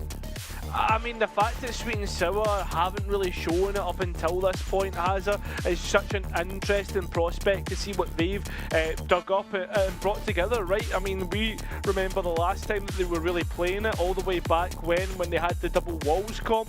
Obviously, that's been nerfed into the ground, but they should understand the importance of the double controller comp that Requiem's playing, right? So this is going to be something which both teams will have to use their brains quite a lot for. And something that's, well, Requiem, they need to get a move on. Here.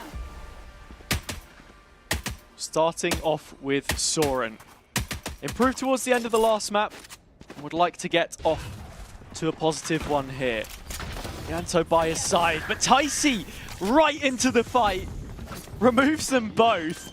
That is the perfect start for Sweet and Sour in what is the final map that they need for the play-in spot. He's trying to find something, an opening. He's getting absolutely nothing but shot for his insolence. Insolence, perhaps is a better word. Ticey trying to get better, and look at the stall that's just coming through. This is perfectly set up here for Sweet and Sour Hazard. Creamy's Aftershock is the last of that utility though, and now Requiem start to make a move of their own. Harambe, a couple of kills for the Jet on the opposite side of the server, needs the support of Tempo through the smoke, can just about find it. It's a distraction. 3 kills for him now, the player that works on the defuse. Harambe! Tempo, given the chance, makes the clutch happen and keeps the pistols coming for Sweet and Sour. A 3v5 coming back into sight. There should be no way that that gets as close as it does. The players try and peek out. Harambe just so good with the Sheriff and tries to stick the defuse just a bit too long, allowing Tempo to get the kills.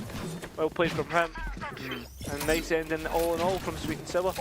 I would like to have seen Harambe be the one taking that fight with the Sheriff rather than Toba's Classic, I'm not going to lie.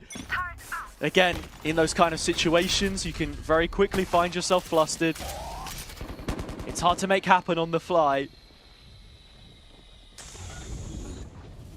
That's the kind of stuff that Requiem weren't able to find yesterday. They had no resolve against Apex. Creating plans against a team which constantly punish you feels almost impossible.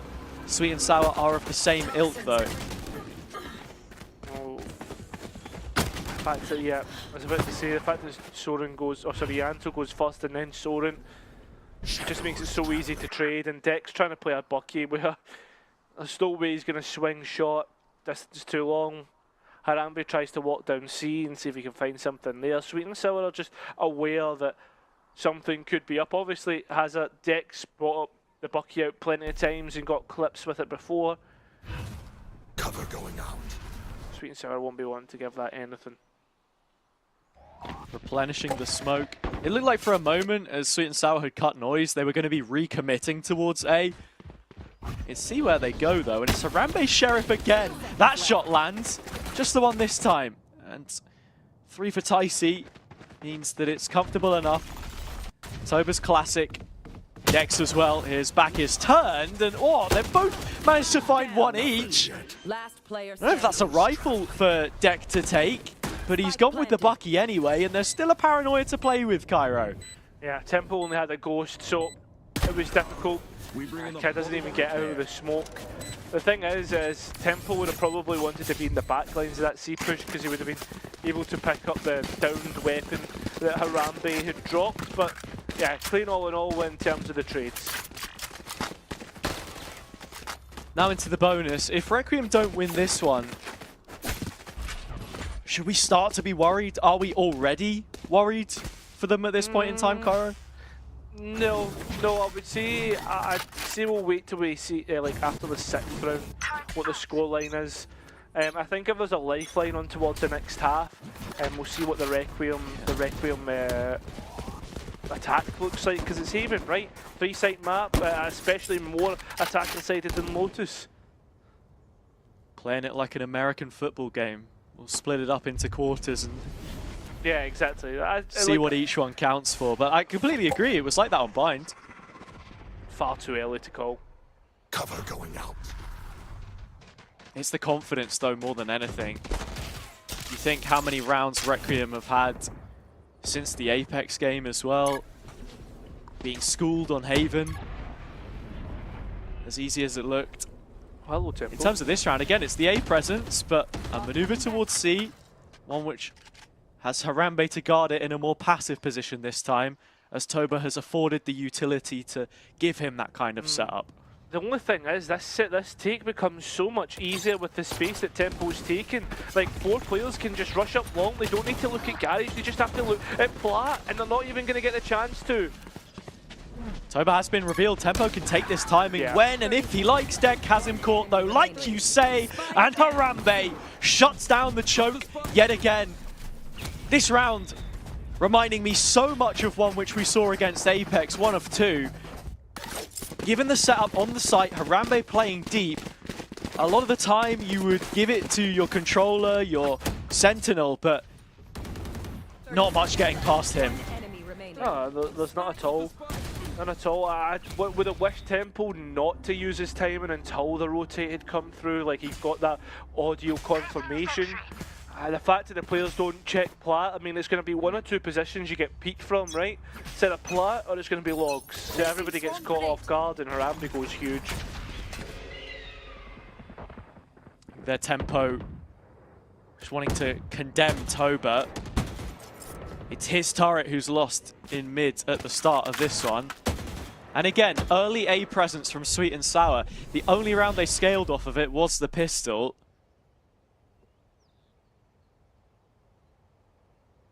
It's all of the Killjoy stuff here, and Toba's just slotted into the corner as well. The thing is, though, that's 50-50. If a player checks that, he's gone, and that's all the util gone off the back of it. Saving grace for Requiem, the fact that they've got that mid-presence here. Oh, they've caught. Fully caught. Toba checked off the list, and the contact play in mid could still bring life to this. Not if Tempo gets any more than that. It's not just the kill, it's the info with it. A couple more players lingering on the back line, and the numbers for Sweet and Sour now. Oh, they've just caught Heartbeat as well. This now becomes topsy-turvy, Hazza. Everything on its head. Players uncomfortable at where they want to go. Shot coming up. Here we have it. Two players from Requiem. Famzam can maybe get away out towards long. It comes down to gunfights, and there's only one player left. It's Creamy. Can't use the utility. Had to use the gun, and the gun ain't being used. It's going to be two apiece, and that's why you don't count them out after 3 rounds, Hazza. Exactly. It was a really nice round from Requiem, allowing Sweet and Sour to get caught in the setup. Like I said, how many rounds were they moving early to the right side, lingering in the lobby? You send 3 down mid, you either catch them on the mid cross, or they go straight into your Killjoy setup. Toba, bit unfortunate, bit ambitious at the same time, I think it's fair to say, playing that corner when the drone hadn't yet been used. Yeah. But the rest can pick up the pieces, and it's more rounds like that we want to see, where it feels like they're in control. Hard to do on the defender's side.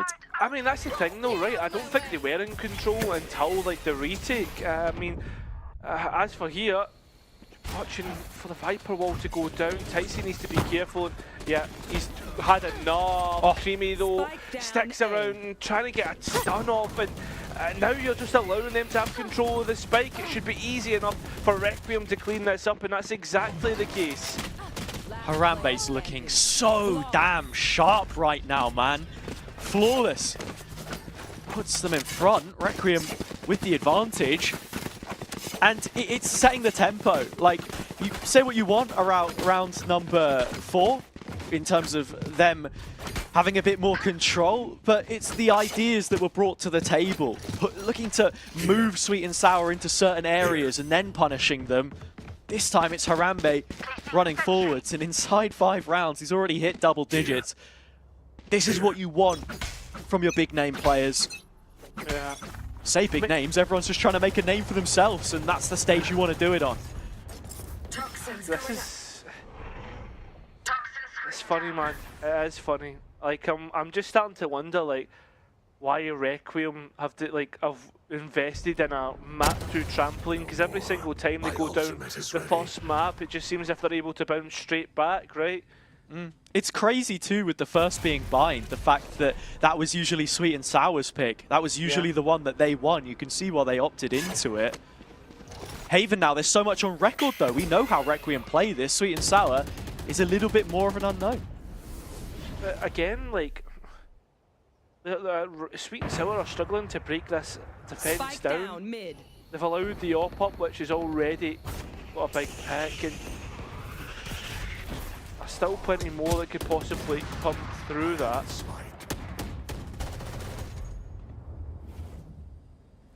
Harambe repositioning towards Garage. The op is there as they walk right through the door. Smoke will land, but Heartbeat ahead of the curve. Removed. All of the Killjoy setup and the retake coming in. It's just backing away. Sweet and Sour has it. They've got no idea everything that they're trying is failing. Okay. It's going to be a save, and I think off the back of that, that's got to be a timeout. 10 seconds left. Such a frustrating one too, because given a little bit more time, potentially an option, spike plant, Creamy's ult, the fact that he doesn't even die here means that he's not going to have it for the next round without a little bit of elbow grease. Harambe peeking, does lose his life. And I think that was the op as well, yeah, I hadn't dropped it to a teammate. I mean, Or at least if he had, it was still on the ground. Time was too low. I mean, the thing is though as well is like there's still plenty of money here. It just does a decent bit of damage in the end. Simple mistakes which Sweet and Sour keep making right now. They've got a couple of ultimates to work with. Probably the last buy for a round or two. Lockdowns isn't going to be available after 1 point, and it's back towards A for the early push as well. In terms of the protocol for Requiem, there will be no black shirts on site this time. Looking at Deck and Ianto again, this controller pairing. Trying to make the flank happen. There's a turret placed specifically for it by Tempo, different to the standard mid one, the alarm bot. He removes it, he takes up the corner. They'll need to clear it, but he at least hears. He's got a couple options. He could even make a flank happen himself here if he wanted. I think Ianto's trying to bait for it. It's the rolling thunder for the players coming back in. It's just a delay that they're going to be able to use off the back of it. Tempo's already got rid of the flank. That happened last time, and Ticey is in position to hold out again. I'd actually not even hate a save coming through from Requiem. Instead, they try and force it, and it's a flawless round. Not much to do other than commit at that point. I like the idea from Ianto to fake the steps of Deck's flank, but Tempo wiser to their tricks. In terms of the A execute when it came in, yeah, fairly simplistic as the site was given over. It's then having that ultimate, or maybe Requiem's lack of realization, to put effective measures in place to make sure that they could actually retake successfully. That's why they were reliant on the flank.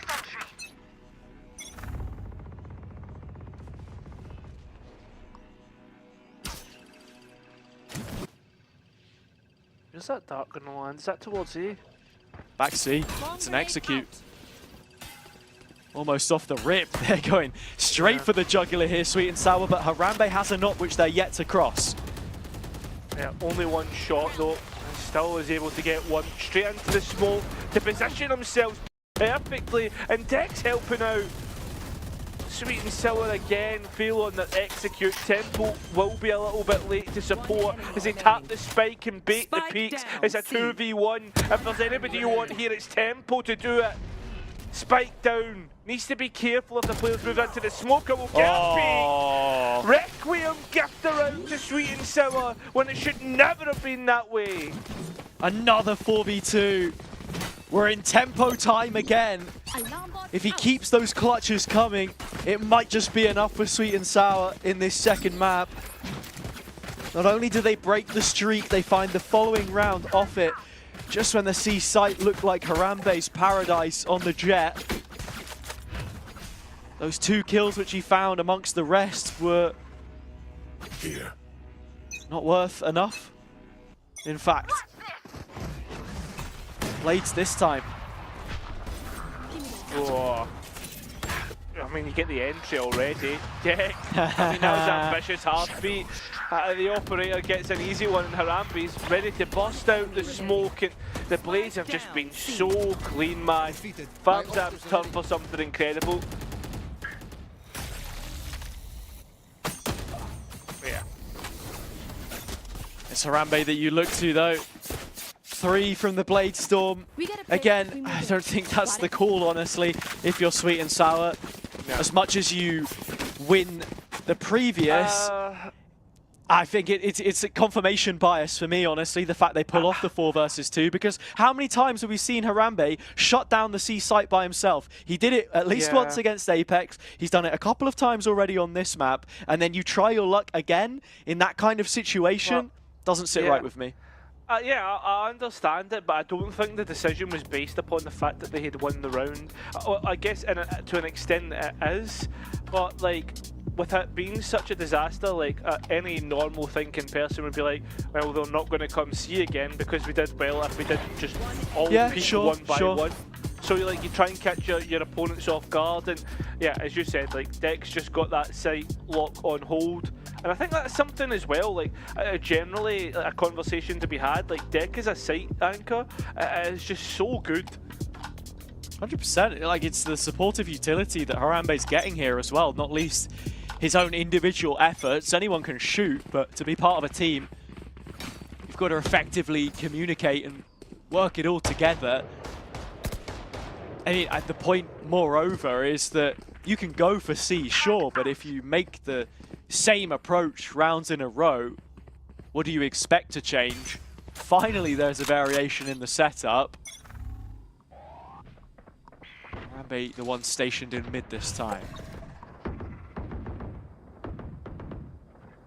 First time I've seen op towards here as well in a few rounds. So the players could easily get caught off guard, but they've been completely baited in towards C because of the smokes. Just ran away from it entirely. I think Harambe knew. Doesn't look anything like the rounds that we've seen from him before. Amount of space forfeited. Ooh. Famzam has his Sovereign as a counter, and Tempo still possesses this lockdown. A little premature in my eyes, but at least this defensive line can reset.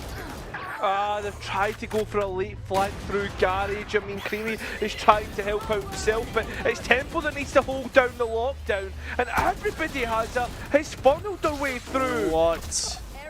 What is that round? What have I just seen? I'm hoping that the replay team can find a way to get a more cinematic POV of what was going on. The overhead a bit of a requirement because inside all of the smokes, Sweet and Sour are the ones which come out on top. Yeah, I mean that round in general though was a bit confusing. Like the lockdown itself was so shallow. Like it clears out the site, but most of the players are playing from long anyway. You get a Viper's Pit off the back, which activates the mollies, and then obviously Tempo's trying to buy time with his lockdown. Take flight. Overthinking, perhaps, overcommitting to certain plays. Harambe needed on tip-top form if there's a chance. Soren there with him and has traded his life for an escape rope. Climbs to safety, back inside A. It's deep, a big vacuum on the right side. Tempo starting to fill gaps towards the C side. And again, it's this kind of situation you want to see them execute into when that defensive line's already been pushed back, spread thin. Yeah, Molly's already been popped as well, so Toba's trying to get a jump spot to front of sight and nearly gives himself up. 3v4 is still winnable here for Sweet and Sour, and they still have plenty of pieces of utility to get players out, stall out for instance. 2 nanos, well, both shocks have just been used. 4v3, still numbers for Requiem. They peek 2 heads over the top of the ledge. Ticey with a couple of them. In fact, so Harambe now put into a clutch. The first is his. Swap out to the Vandal and Famzam repositioning. The backside of sight and hearing all the steps. Harambe no clue. The flick would have had to have been top draw.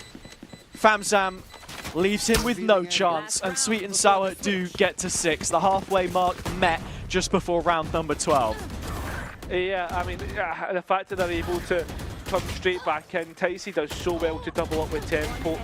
A little bit of complacency again in terms of, like, you think there's only one player in towards Garage rather than assuming there could have been one more to trade off of.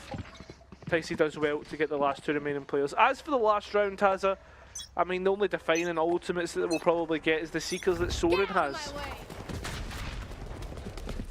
Seems to be the case. Toba's not in a position for an orb, anything like that. Shadows. Requiem know what the state of play is. And again, it is slow from Sweet and Sour. These rounds in my eyes, have suited them better when they've been able to chip away steadily at Requiem's resources, especially on a round like this when you only have one means really of regenerative utility, deck smokes, and Ianto's wall, I suppose. If the committal doesn't come here though, I think that might just be it, to be honest, because not only is it the utility, it's the players behind it. Yeah.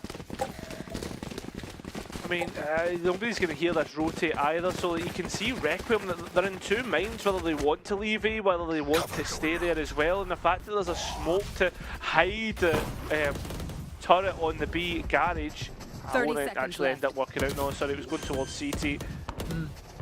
All in all, plenty of utility again. It's the same situation as last round, except 5v5. Sweet and Sour needing to fight forwards here. They know about the smokes. They can't afford to go long. Garage given up, and Ticey moving into opponents. Target-rich environment. 2 kills from the Blades. But just the one back on Heartbeat's behalf means that the numbers are restored. Deck is gone, and that long setup can come into play. Yeah, there's not even enough smokes to come up in their favour. As you heard, there's not enough fuel for the orb to stay up long enough. And again, so, well, he goes as well. 7-5 advantage taken for Sweet and Sour. I don't even think this is a bad scoreline as well, Hazard, because you consider the Viper on defence. I mean, Requiem were always suited to that side of the map. Yeah, to touch on that final round of the half before we move on to this one as well, you can see the protocols in action for Sweet and Sour. They know when they need to be more aggressive and when to give up that space and have a little bit more discipline. I think you see it work in 2 effects. Ticey is the aggressive mind, Heartbeat the more defensive. Both have their own part to play, and again, striking that balance, I think, has just been so important for this team, elevating to the level we know that they can achieve. Split 1 grand finalists and only 12 rounds away from a potential return to that spot exactly, and the play-ins with it. Oh, it's a brilliant flash. Tempo teed up, but can't quite get enough. Heartbeat now under pressure. In fact, the pressure's being created by Sweet and Sour. And Heartbeat's positioned perfectly. It's the clear that comes through and result in a 3v2. This hasn't been a great map for Heartbeat. He is a passenger as the rest is going on, but calling his team to victory, that's the priority. The Sweet and Sour setup is separated, and Creamy could not be worse positioned there. Saw and heard it all. The timing well off. Ticey's Sheriff needing to deliver some good news, but it cannot. Famzam with extra utility and extra info after that jump peak. Oh. Close. Stop that though. You talk about protocols and setup as in the last round of the attacking side for Sweet and Sour. The first round of the defensive side is the complete opposite. Like, if you look at the maps, I mean, like, it's a nice initial take here, but the fact that you've got, like, the fact that Creamy's sitting there all alone rather than jump spotting from CT at the back of Ticey, like, he's so, there's such a timing as well, like, miscommunication, like, not realising the situation that you're in, and then giving the 1v1s to 2 players left, that's how you lose a pistol. It is not something that we see all too often from Sweet and Sour again. They win the majority of them. It's been a huge asset. And would be if they make the grand finals again tomorrow, as we start to look towards that as well. Only team left in the competition to have beaten Apex. The only team to have beaten Apex, in fact. I mean, it'd be crazy to have a lower bracket run and then on top of that, beat Apex. But it's exactly what they've wanted at the same time. It's a hotbed for their success. It's facilitated it. Heartbeat was saying to us yesterday, these are cheat codes. The more games we play, the stronger we will get. We can identify these mistakes and do exactly what it is we need to remedy them, because again, they're not that far off the pace, I think. And for Requiem, they aren't either. This attack side could certainly have some legs to it. These last couple of maps that they've got to win for the reverse sweep, both lost yesterday against Apex. What do the protocols look like here for this attacking side? They are up inside the site to an extent, but certainly thinking about leaving. I mean, they have to stay towards, close to the site hazard, just because the fact that Heartbeat's still alive. Yeah, smokes like that. This could be an issue if you allow yourself to have to go into a spam battle. Fortunately for Sweet and Sour, there's not enough time to go on the spike. They'll just wait for it to explode and not give up those ulti orbs. Nice decision making, and yeah, there you go. Clean, fundamental Valorant. Not much more that could be said about that round. It's a gentleman's agreement, both teams are happy. Now we head to the first gun round of the second half, and what could be the final half for Requiem's campaign. This one needs to keep improving. They need to find every last centimetre of momentum that they can. Famzam was looking at the Odin there, but thought against it. We've seen this played a couple of times. Right here. The Guardian equally as dangerous. Right here. Yeah, the Guardian, I mean, we've seen these Sweet and Sour boys use it plenty of times, and this is something that the Viper Wall is going to be good at, is creating the phantom pressure and forcing players to peek. But it's not even a peek that, if you look on the map, was that 3 pushed towards the line of sight. Yeah. Ticey, another one of those Guardians. Yeah, both between him and Famzam. Some of the higher headshot performers in the league, you know why they would wish to use it. Use and abuse the Outlaws if you're Requiem. One for Ianto, one for Toba, both finding kills. Creamy is still here though, with all the utility he could ask for. The Seekers won't catch on until late. The stun on a timing misplaced. Rotate coming through. Just tempo to stop the A play. I think they're just going to go B instead. Looks to be the case. The extremity control isn't fully in Sweet and Sour's favour either. I mean, they've got C-Link, but A-Link, different story entirely. Toba confirms that to be the case, and while the spike is down, the retake comes through, and it's actually been pretty successful as Toba trying to buy some time with the nano swarms, but it's Deck that's buying most of the time by his position alone. The players can't quite get onto the spike, and they can't quite get onto Toba either, but they finally will, and now Deck's in a tough spot. Trying to spam, he's been found, and that again should never have been around, which Sweet and Sour win, but Requiem will gift it anyway. Oh, it's crazy. Requiem bring so much fearlessness, which we said yesterday is admirable, but in certain situations, you need a bit more discipline and a bit more of a team game. That's exactly what we get from Sweet and Sour. This situation is managed and handled so brilliantly. The combination utility to find Deck as the final player in mid as well, and take the peak together instead of sweating about the possibility of the time pressure and the defuse. So pivotal. And with it, it's almost a full economy reset for both teams. Economy, money on a knife's edge. Whoever ends up losing this one may just be in dire straits. And it can't be Sweet and Sour just because of the defense, right? The attack will be able to stabilize so much easier. Only one player saw. I don't think that far ahead. There'll be an ascension. Here's some of that money spent though. The drone comes through. Just checking. Here. About 1 minute, 20 seconds into the round, you see the players long.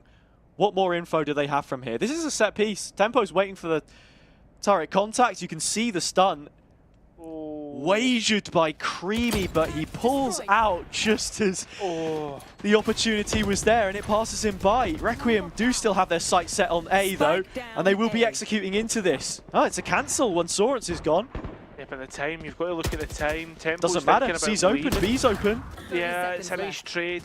Seeing BR open, plenty of players there, but all it takes is one spike drop, and this could all fall on its head. Oh, right into the tenderizer.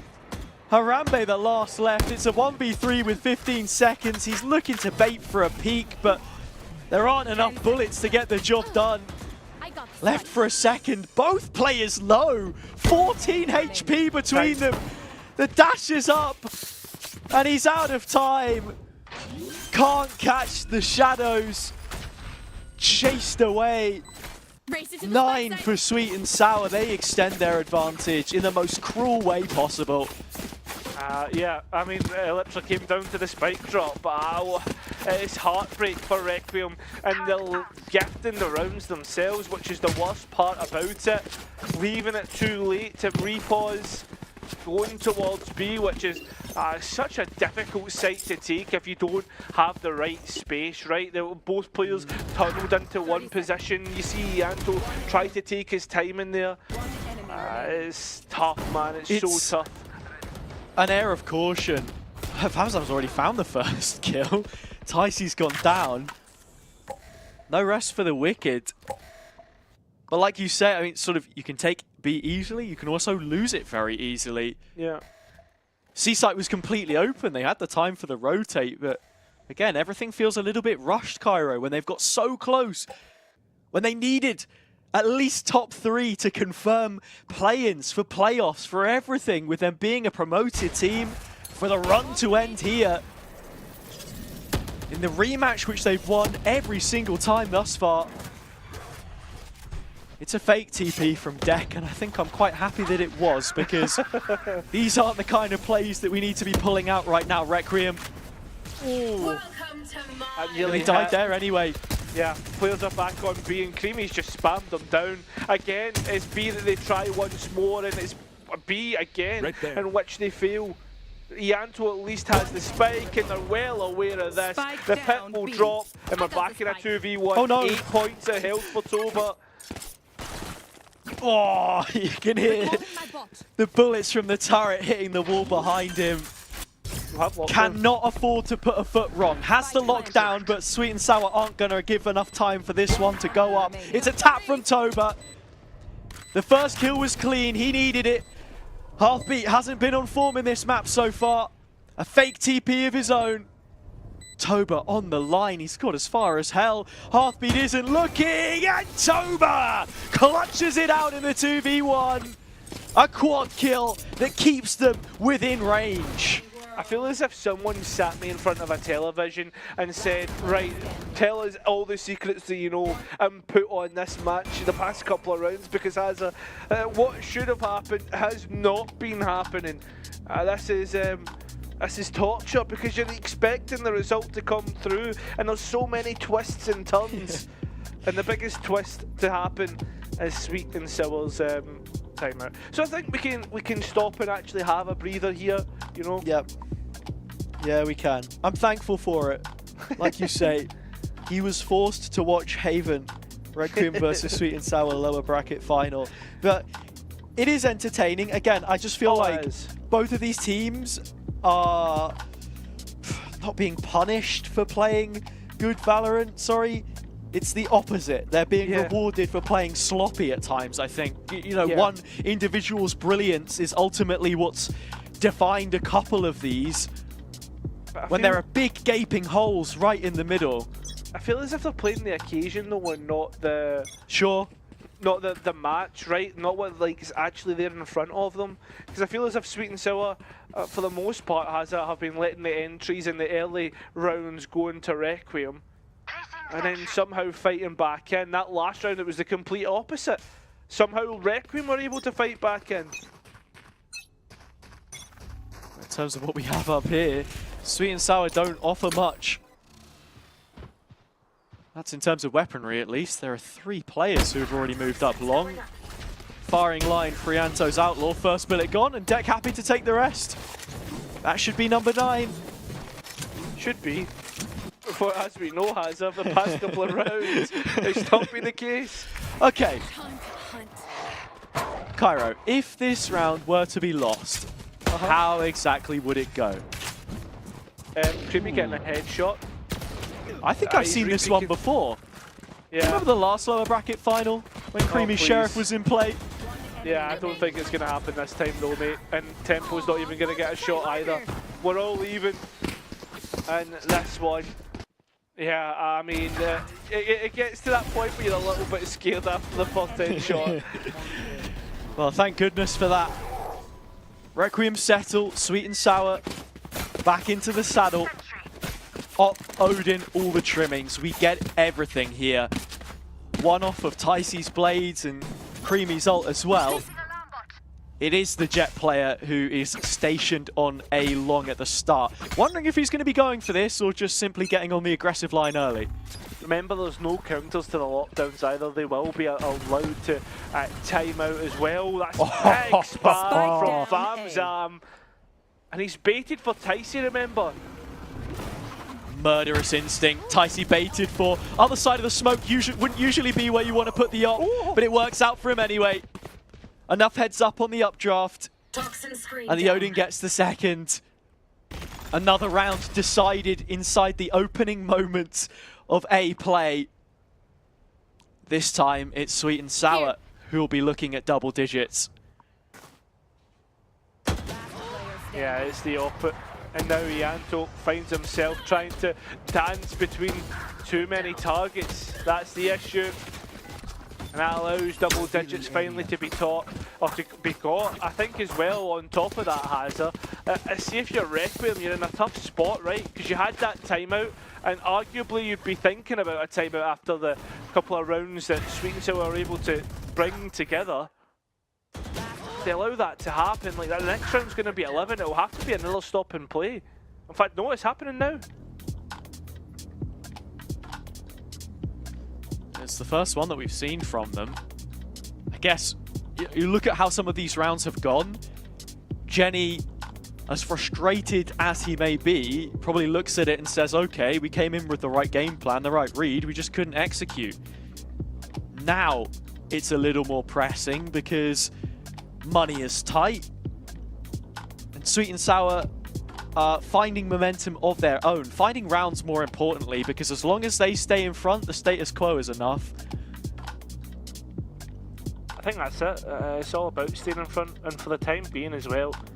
Like, again, not to bring it back to the ultimate conversation, but they are the ones that are ever so slightly in front, just because the fact that the Rolling Thunder is one away.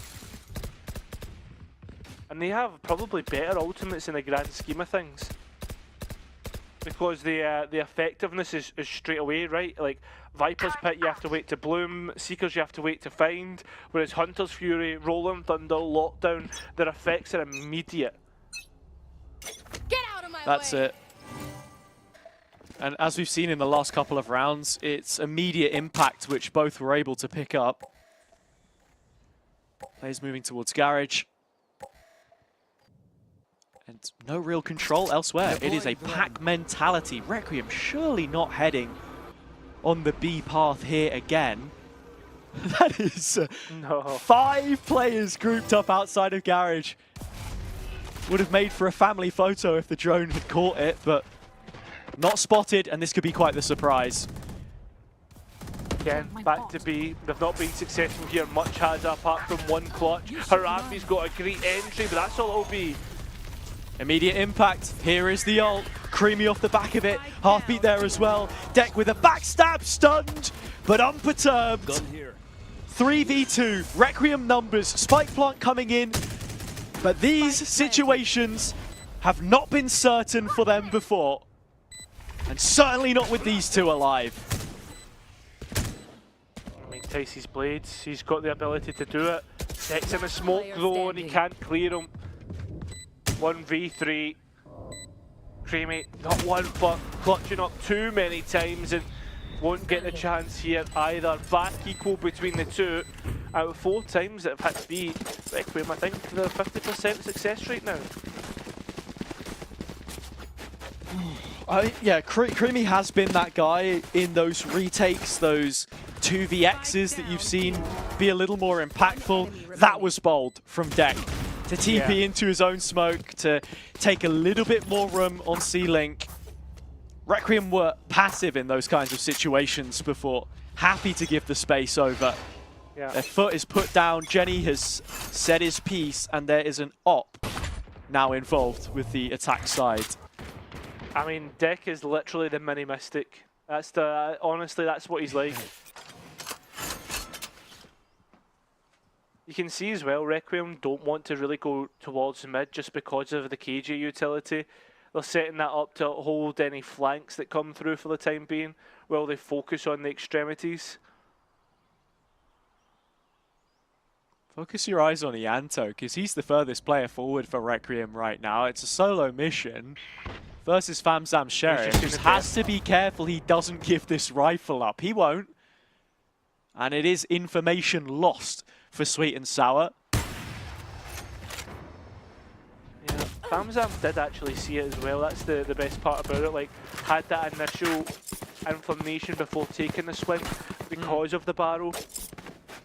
But at the same time, because it's the only player, the most recent that they've seen so far, now hearing the Skydog through the wall as well and the smoke's going up, the rotate is called. 30 seconds left. A little less reactive. Nobody's going to be here to stop this one from getting planted. They might just want to flood because they're already up so close. But the paranoia is spot on as well. Yeah, players just getting the buckets full. Buckets of blood, to be honest. It's the first time that Requiem have taken a real concrete advantage in this half, or in this game, from what I remember. It's some great counter utility here by Deck. Just the one paranoia, the breach flash as well. Actually, I don't know, I couldn't tell if it was Soren's guiding light or Creamy's own flashpoint. Hard to tell either way. 11-10. May just be the last chance for Sweet and Sour on Haven. Money won't be great after this. They're on a poor cycle, and Harambe is holding again. It's a jump shot for a jump spot for a baited shot, I should say. Harambe gets his, and Tycee is empty-handed for now. I see, as you can see, I'm trying more and more, but that's the thing with Tycee. He doesn't know when to call it quits, and unfortunately, he'll be forced to quit. All F4. Player's being pushed back, and well, Heartbeat, he's taking his opportunity, but that drop will give him away. Sidesteps the dog, but unfortunately, it will have to be a save. Yeah, Creamy saving here with the money on the rest of his team. I don't know how much value it brings. Rebuy some armor. Dire straits. As I said before, it was always going to be like that. If you lose round 22, we will be guaranteed the maximum of regulation. And look, maybe there's still a chance that Sweet and Sour can force overtime. We've already seen it twice in as many series between the two, both of those on another 3-site map. Lotus, Creamy, nothing this time. Soren makes it flawless. Yeah, I mean, it is dire straits. The thing is, though, for Sweet and Sour, they are getting money for nothing through this loss bonus, right? A little bit of a horrible buy with a Bucky, but it's the last chance to give it a go. And again, we spoke about it, the ultimates, they are there to be used. And there's only really a Seekers, which, I mean, it's a decent ultimate, but it's not like a Lockdown or a Hunter's Fury. They've brought a second initiator to the A space here as well, Sweet and Sour. Again, seeing it as a priority. The recon lands, it confirms that nobody's moved any further. They're pushing them to the left side of the map. The retake would be the idea, but the lockdown goes in. There is no safe ground for Requiem to stand right now, not unless Ianto can pave the way for them, which he does with a double. Yeah, but at the same time, Sweet and Sour are straight back in. Heartbeat's up and a player's detained. They need to get onto the spike. Oh, this is going to be really awkward now for Requiem. Deck does still have his ult to check it, but Heartbeat's already began working on the defuse. Nobody's peeking, nobody's spamming, nobody has any idea what has just happened, but Sweet and Sour will care not. An 11th round means that there's one to decide for overtime or Icebox. Here. Well, that's it. Hazard. The thing is, though, Tycee's back on the op. I want to see him do better. He's been missing shot after shot. I mean, Ianto, he's just one more kill away from greatness. It's a nice protocol from, or like a set play all in all, from Sweet and Sour to force and push A, force them into C, into the lockdown. It's been caught. Oh, Ticey, yeah, just trying to get out of range there. As reduced as it has been, the turret still won't turn a blind eye to that. Already getting active, you can see it doesn't stop. Ticey already repositioning to A and not spotted by the dog. That's a little difference when you consider that Requiem are already posturing for another C site take.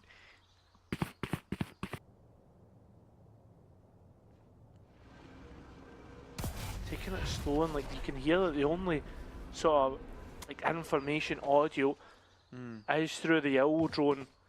And with C-Site being open, you can't help but feel this is manufactured by Sweet and Sour. This is what they want to happen. But with them giving up such a free site though, Hazza, that Viper's Pit becomes so much more better because it can be positioned where they want it. It's such a strange setup at the same time though.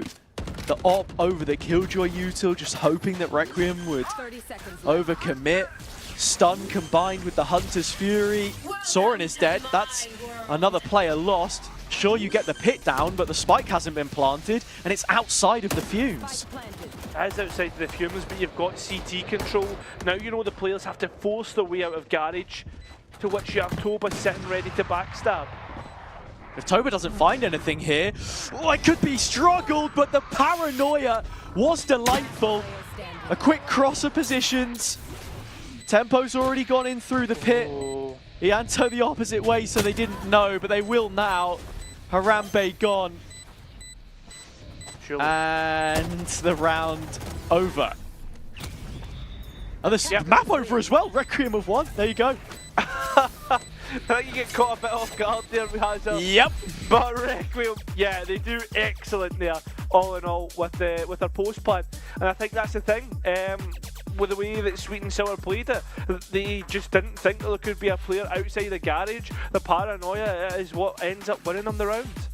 Yeah, no, really nicely coordinated play from them there as well. I think there were points in that game where Requiem didn't look all that convincing, but towards the end, they set up nicely. It was a slow play into C, but the utility, like you say, I think was a defining factor there. So the map that they needed, and again, we go to a decider. Third time in a row, we get a third map.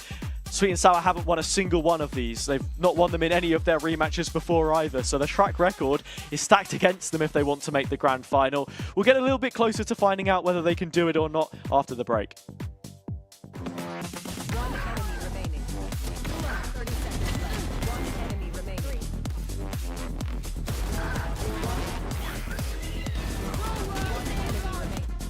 One enemy remaining.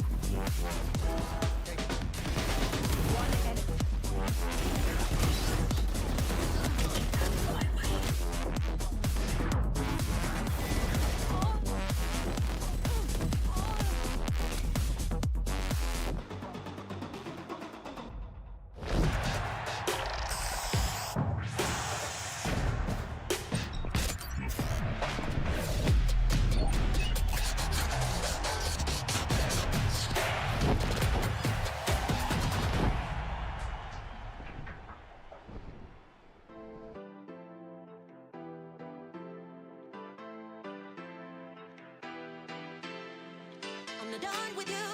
I'm barely even started. I'm not done with you. I barely even started. I'm not done with you. I'm barely even started. And you won't even know what hit you when I'm done. I'm not done with you. I'm barely even started. I'm not done with you. I barely even started. I'm not done with you. I'm barely even started. And you won't even know what hit you when I'm done.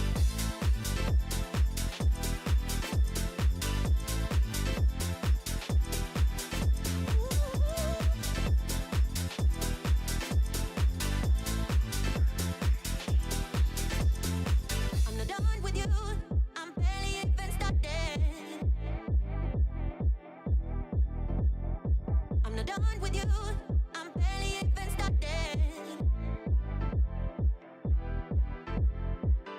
I don't know why you look at me like bad. So self-absorbed, I know that for a fact. Now I realize I'm better off without you. I'll be better off in no time.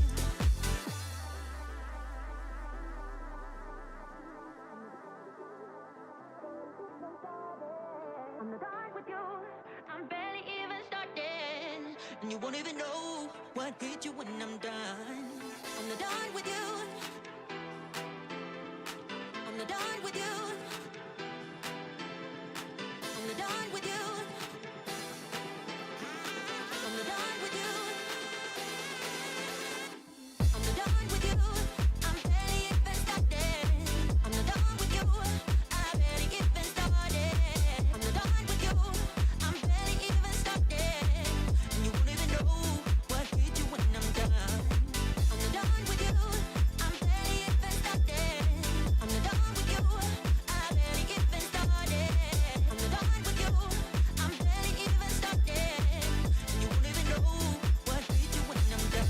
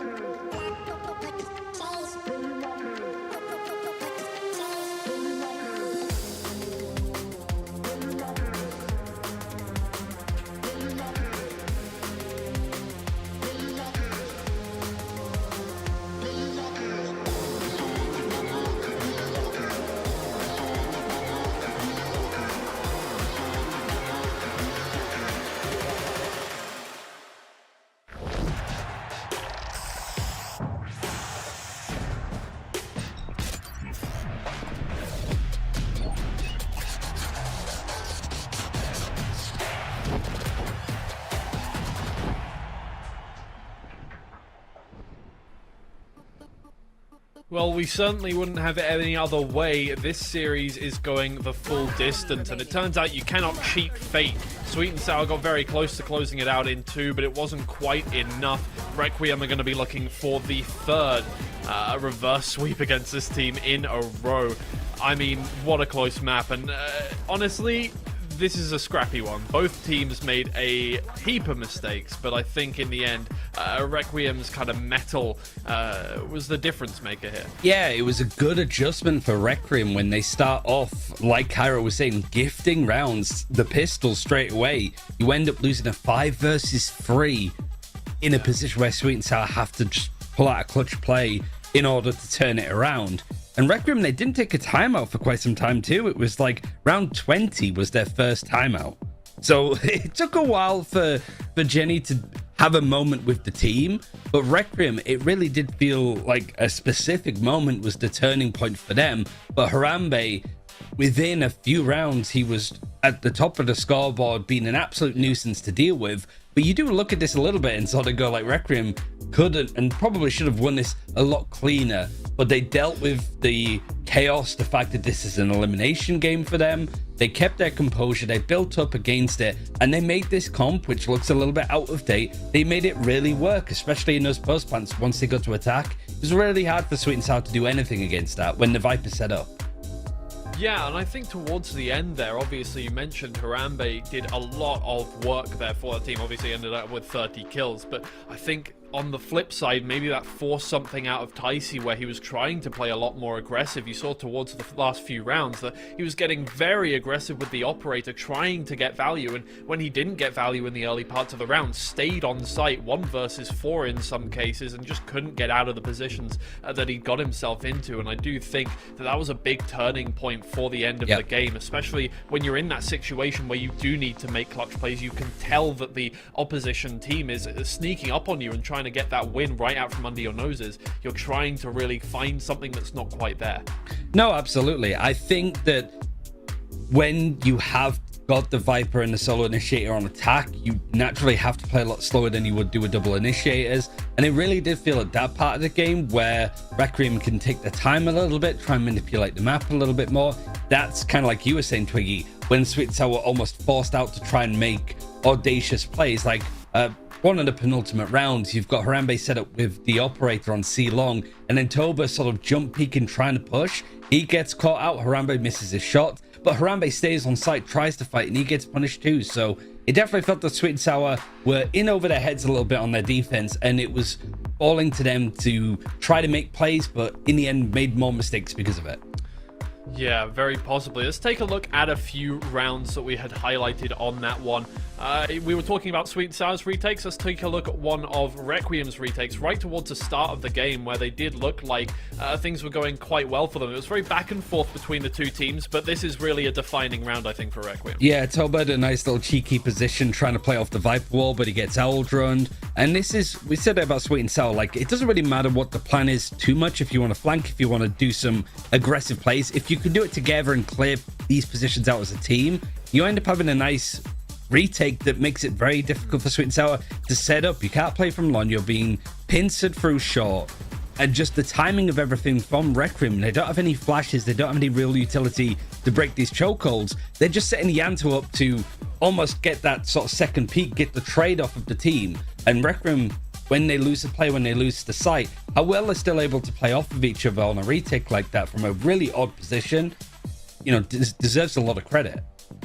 For sure. And when a game gets scrappy, when it gets to that point where you are just trying to make individual plays to try and push your team just that 1%, 2% chance over the edge into getting around, you get clutch plays a lot. And we saw a lot of them towards the end. You highlighted round 17, Toba's clutch. And again, these highlights of players that not necessarily even the duelists doing something massive, but just players trying to push their team ahead. Yeah, and it was a sort of a game of fine margins really here, because like this peak together, Requiem sort of know that they're boxed in. 8 HP, if he gets hit by that turret at all, he needs to make sure that he's careful going across those chokes.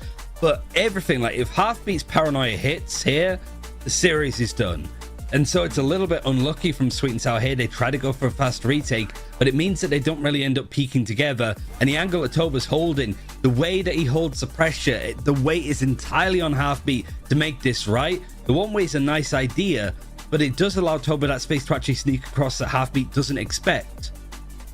Yeah, and you can really just see any number of things going very slightly wrong there for Toba, for Requiem in general. And I do think that's a microcosm of that whole map, is just such fine margins all over the board. And this really could have ended Sweet and Sour 2-0, and it could have ended, you know, 13-11 the other way, and Requiem never get that chance to get back into things. But now that we are heading to a map 3, What do you think is in the minds of each of these teams? Obviously, for Sweet and Sour, it might be playing on them. We could have closed that out. There were so many rounds that we could have won in that.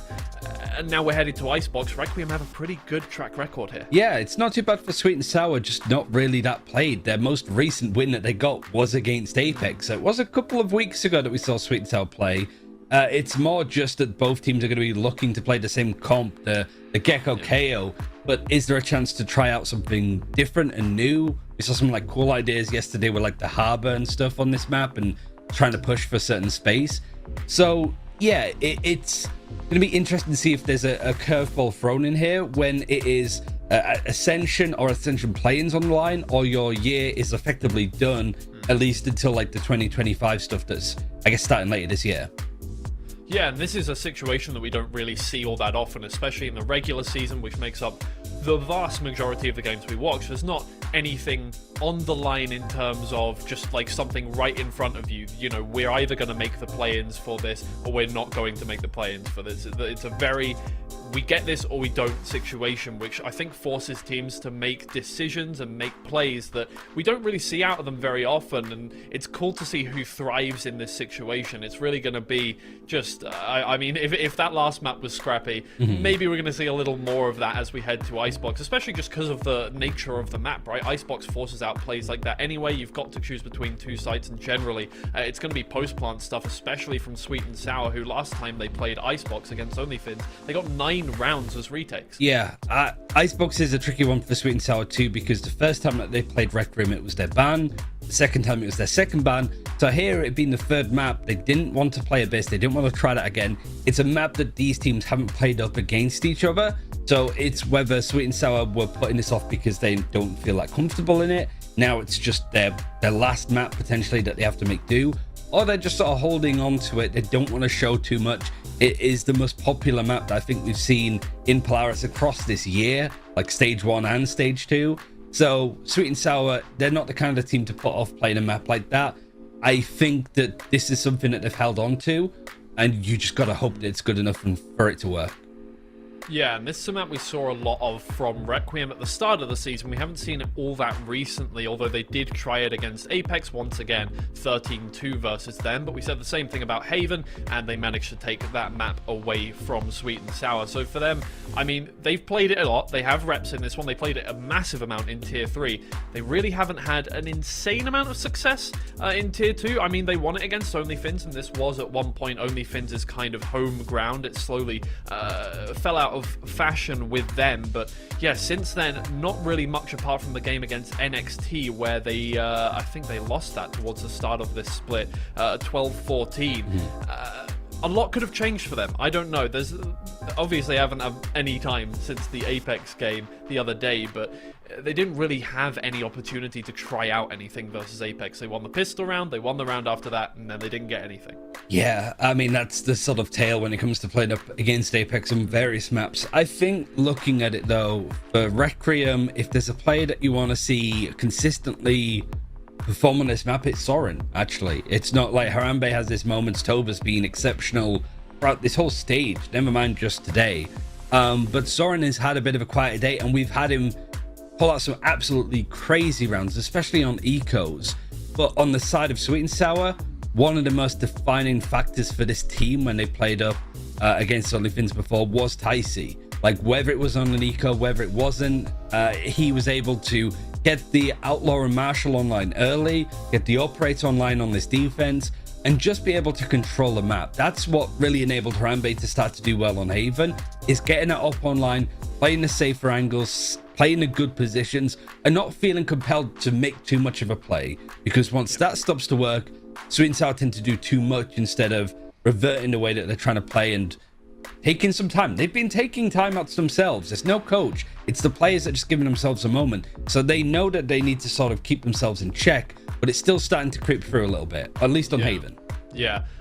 Something to note about Icebox as well for Requiem is the last time they played it against Apex, they played a duelistless comp. They played double initiator, double controller, and Harambe was pushed back onto the Omen. Only went 7-14 in that game. Had a couple of highlight rounds towards the start of the game where he was pushing forward, getting stuff done. But I wonder if that has changed anything in their minds, where they've gone, if we played this against another team, would we have still been able to get a good result out of it?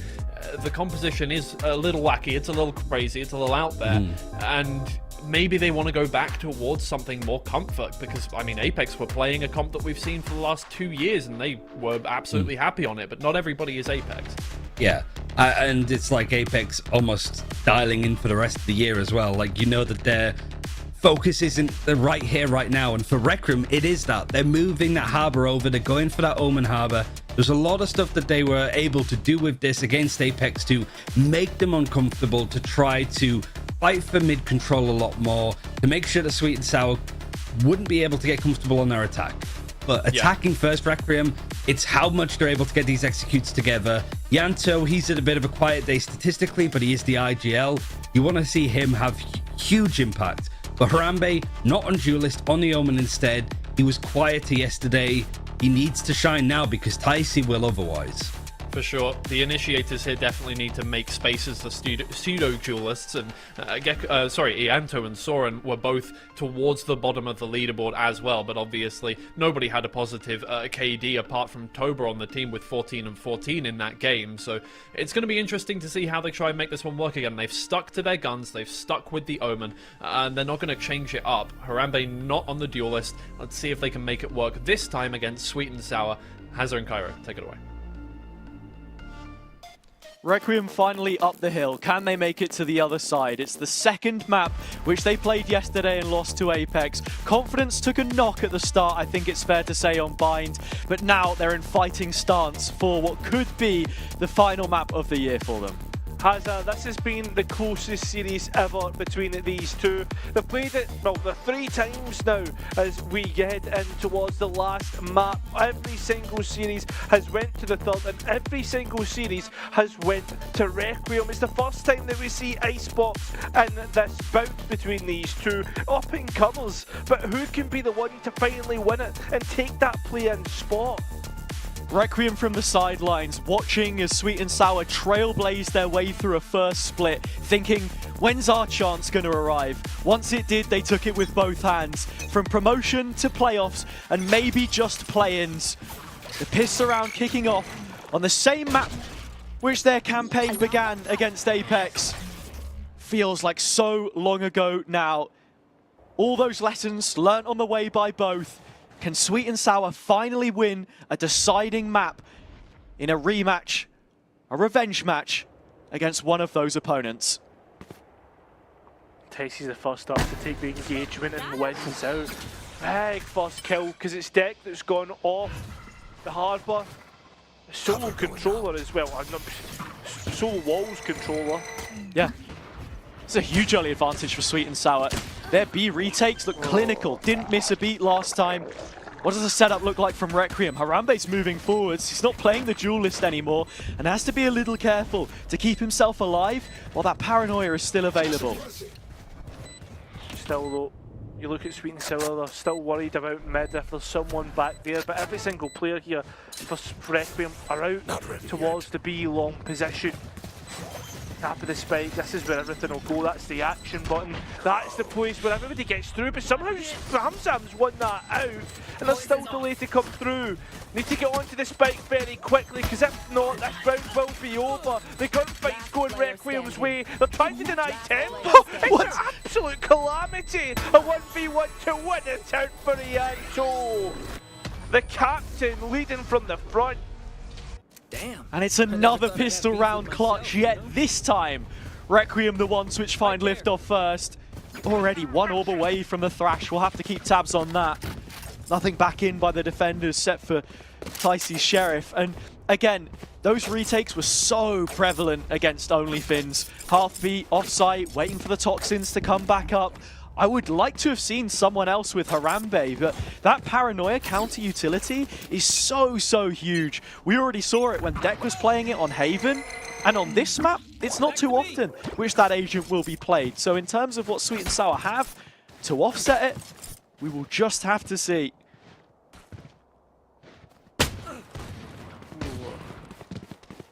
I got the spike. Ianto is just taking contact, and with that allowed Sweet and Sour to gamble on an A rotate. because he's backed all the way off. I mean, the information's there. Furthest player forward that they had was the ones involved with that B main push. Over the top, tempo boosted. Classic stops the spike, but the Guardians tell the full story. These Classics couldn't get a word in edgeways. Anti-eco converted. Now we look to the first full gun round.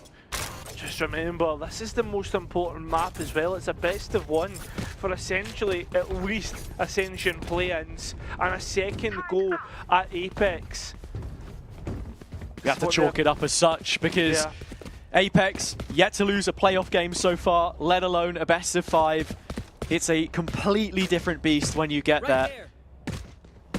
But like you say, on Icebox is where the series could just be getting started for one of these two in terms of European competition, and the other brought to a painful end.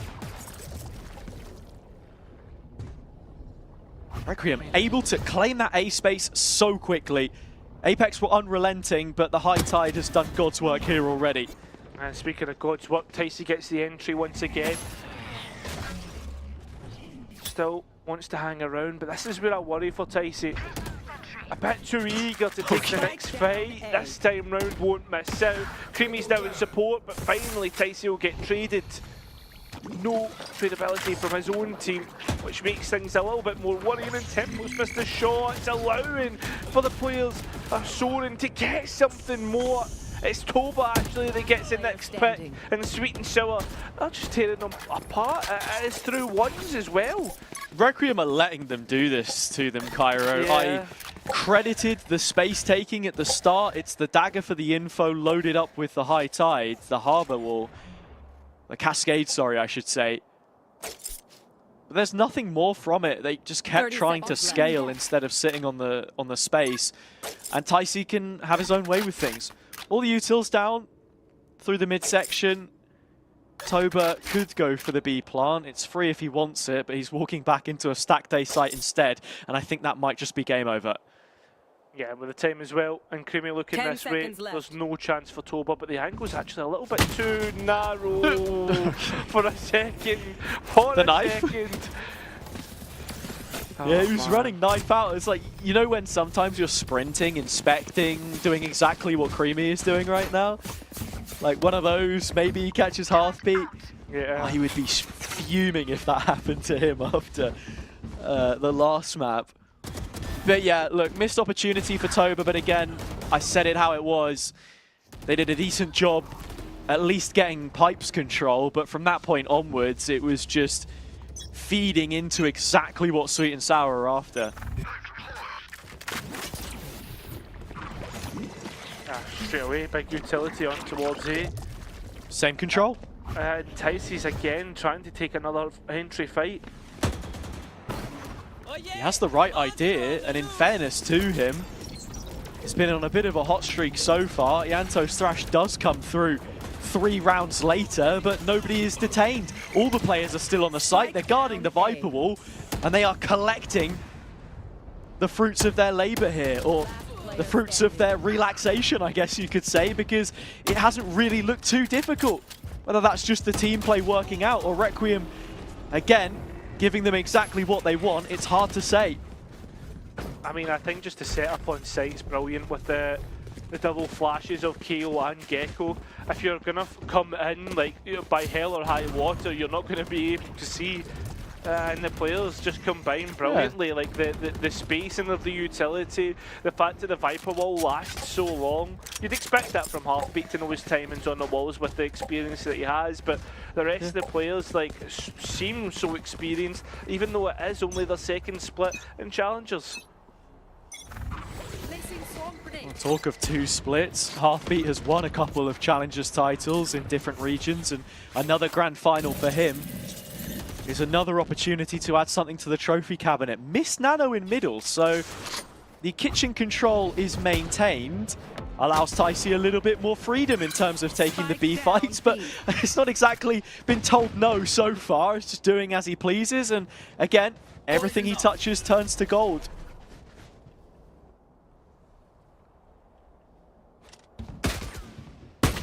Oh my god, hello? Spike Double down, shot B. works out. Spike those being left behind, so it's just going to turn into angels galore. Yeah, this is a non-starter for Requiem, where you look at the previous, they had all of the utility, the weapons to try and get something going. This one is anything but. They've won the pistol, the anti-eco, and not had anything to show for in the last couple. I think as well, like the first 2 rounds were so convincing by Requiem. I was like, oh, surely we don't go into the 3rd map and it's just going to be a stomp, but apparently that's not going to be the case. Again, I just want to go back to this A pressure, this A control from Requiem, and see how they choose to approach it, because like it's being taken in stages. You saw it on the replay moments ago, where they use the mosh pit, the dagger, the cascade, you know, waves and waves of utility to take pipes. And then what do we have to go back through the Viper wall, which is holding the site, the deep hold? 1 dizzy, and that's it. They need to stagger it out a little bit more, because it's not like Sweet and Sour are taking these engagements too aggressively. It's not even that though, Hazza. When I look at the comp that Requiem plays, like, it's not an explosive comp like the way they're playing it, right? Like, the initiators, there's only... There you go. Yeah.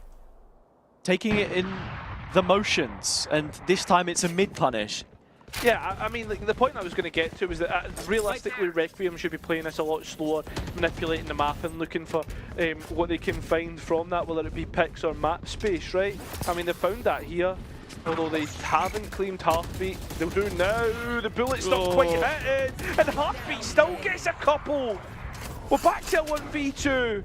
Ticey does have the blades. The Op looking for an opportunity, but won't be able to break that cascade. And he knows. So do Requiem. They are not out of the woods just yet. Stunned into the Vandal, pinches it, steals it for himself, and may just have a chance. Again, deck revealed. As the waves crash down on his head, he's able to stabilize again. 6 bullets, 2 players to clear, and a jump spot. Removes the turret for good measure. The chance to move forward is there. Instead, it's a peek from deck. Laboured at best, but an equalizer for Requiem. The fact that Sweet and Sour have a chance as well is incredible. Just taking the solo fight by themselves allows Heartbeat that chance. Yes, Yanto that goes by himself. Don't know if he was calling for support or just expecting it. All in all, yeah, it's not too bad, but it's the ultimate cycle that's most important, and the fact that Hazza, this could be a real big swing round in terms of the economy. 100%. Sweet and Sour expected maybe to have a little more discipline this time around. Famzam, time after time, has been attempting to try and take the orb. Not really given that kind of liberty, and Requiem with a lockdown on this occasion will make damn certain that the site is safe before they make their entrance. I mean, that's probably the best way to do it. No command put on top of that. In fact, actually, everything's coming back in at Requiem. They've not got a chance to get the spike down. The player's pushed all the way back. This is a reset. There needs to be some capitalization here, Hazza, and if not, they'll just pivot B. Sweet and Sour won 9 retakes in the first half against OnlyFins from their defender's side. This flood is so fast that the spike wasn't even planted, so we're inside the last minute, and in terms of control elsewhere, there's nothing. Sweet and Sour can put 4 bodies on the line here because they fought for the space. You give it up, what was the point? Yeah, but Hazza, look at this. Requiem coming back in with a null command. That Viper wall can't go up. This could be a hard hold. You've still got the paranoia and the wingman to get the plant. Ianto is there, first player forward, already sets it down to the generator. Famzam might have been looking to deny. He has, and even peeked through. He was blind, for goodness sake. What? How does he do it? A quad from Famzam as he plants his feet. The ace will evade him, but not the round. Sorry, buddy, it's over. I mean, what else can you say? But it's just Famzam, man. That's incredible shooting. maybe there was still some damage done earlier on the initial take, but my God, and not only that, not the fact that he's won it in incredible fashion, not only has he broke the economy, but he's also wasted 3 of the Requiem ults. That is incredible stuff. Enemy remaining. FamZam turning on the style. Pilot Had- in the agony. You know, some standout moments, I got the spike. even in the last grand final. And for Sweet and Sour in this lower bracket run, Can't do it. which they have had through the whole of 2024, that's the story of their playoff stage, undefeated. Thing is though as well, rounds like that is what broke Requiem against Apex, right? Like the mental boom from it. Like you say, it's not the same opponent, but one which is familiar with the quality that they have, and again, mechanically available in their own right. Tempo has another, and look, that's not exactly difficult. He places his crosshair firmly to Deck's head, It's not pulls even the that. trigger, and he's gone. And look at the bodies that are moving to this B site.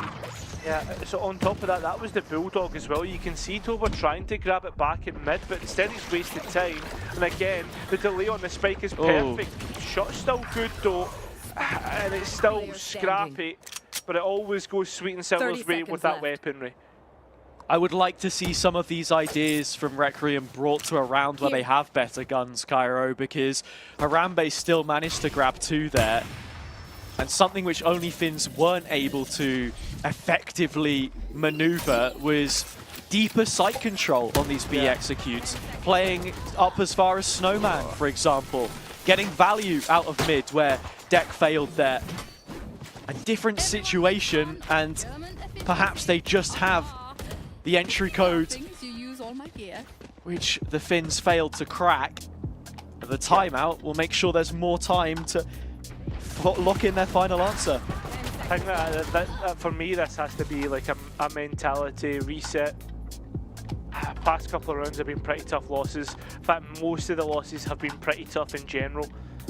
Just with the ability in which Sweet and Sour have been able to retake, as you said, that they are good at it, but sometimes you can get caught up in the like the occasion, right? Again, we spoke about it last map. This is a lot of pressure on Requiem, who've never been in this position before. First split in Polaris, first chance of like getting to Ascension, and it feels as if it's slowly just going by, but it's only the first half, right? It's not too bad, and they're also playing double controller, so you're expecting them to have a better defensive half as well.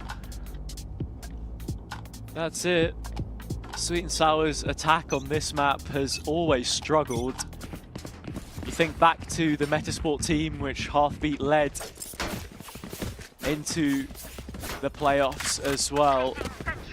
They weren't without their issues here. Once they got over it, though, yeah, it was mostly just, again, that defense being really, really strong. And the best defense for these guys is a good offense. They will remain passive in portions, but once you get that sight, it's gone. And finally, FamZam takes the orb and seems to have the read all of the A space, and that B retake.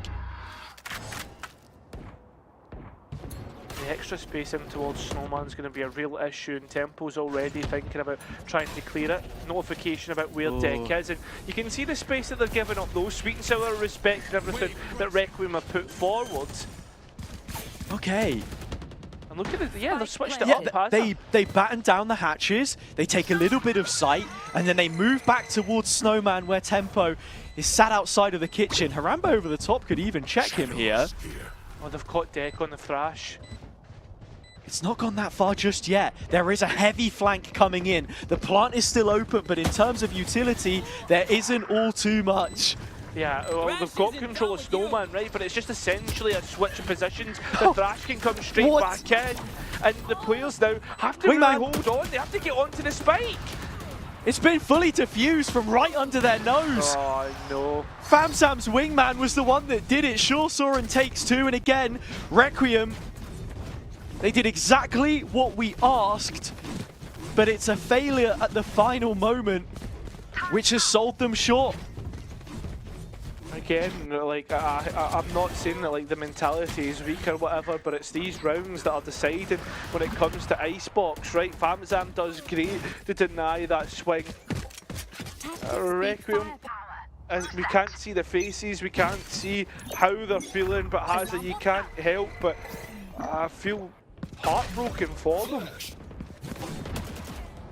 Not out of this one yet, not by a long way, but rounds like those, again, have just come around far too often in this game. As you say, there is a different tone to it. Tempo off his turret, still jiggling. The smoke's not going to do all too much. How does he want to approach this? Couldn't quite find the answer, but the rest of the team have sold him out. And now there's nowhere to go. Famzam puts them on a plate. Requiem served up in the kitchen. That will be 7. I mean, that's the thing for me, Hazza. Like, Heartbeat had a tough map last map.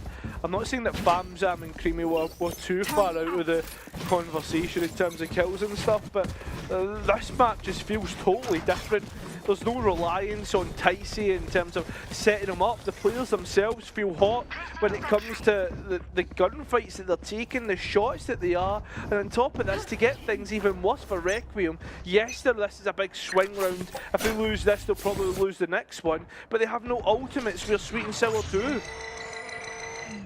Don't even know the Dizzy doesn't find Ticey. The knife neither. Broken by Heartbeat by his side. And the two main voices may have plenty more to say. Heartbeat in on the act and Ticey steadying himself as the captain keeps going. Another shot lands and Creamy closes. It is a flawless follow-up, Cairo, and an 8th round, which might just be enough. It could be, it really could be, because everything in the kitchen sink will be thrown at Sweet and Sour this round. Not much of a buy, plenty of utility. I mean, the thing is, though, on top of that, you go into an execute here, right? You've got a lockdown, you've got to contend with a thrash thereafter. It just gets worse and worse and worse, and on top of that, Heartbeat can put the Viper's pit down as well. It's those ults again. Sweet and Sour have had a protocol for this AORB round after round with Famzam there, his thrash up. Requiem will try and make this commitment. There's not all too much to go off. Site control has been relinquished by Sweet and Sour, but again, you feel as if it's upon their own terms and conditions.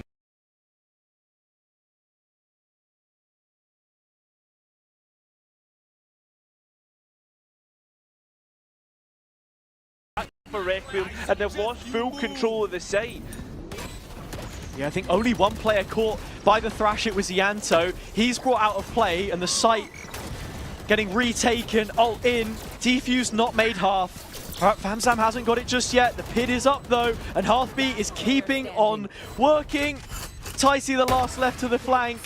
Requiem did find the answer. Only came after 12 rounds, but there we have it. It's a 4th. And that might just be all they need to stay in this series. I don't know if we saw the mollies and what being used in that last round, if it denied the spike defuse, but I genuinely think they could have stuck it again, Sweet and Sour. I don't think anyone knew what was going on there, No, Cairo. mate, There were honestly. so many ults up. I think the big thing is that Requiem were able to just about sneak that plant with the wingman before the original lockdown. Yeah. But here we are. Final half for one of these teams in 2024. If anyone told you that it would be these two duking it out for play-ins, then you would call them a madman. And if you're a god of pogs, you would say both of these teams didn't exist before the year. But I think that makes it even more ridiculous. Already, Toba's the first one to get things going off to a bang for Requiem. Again, this is what we theorised. They would be the better ones on the defence, just on the fact that they've got so much better holding utility. Delay, delay, delay. That's what they're trying to do. The bullets aren't quite hitting, but Ticey has taken a little bit of damage there. Creamy's only got the alarm bot in front, knows about it. Knows about the molly as well. That'll need to be broken before Sweet and Sour have any chance to set up, because it can be re-cleared. But yeah, everything broken, and Creamy keeps going.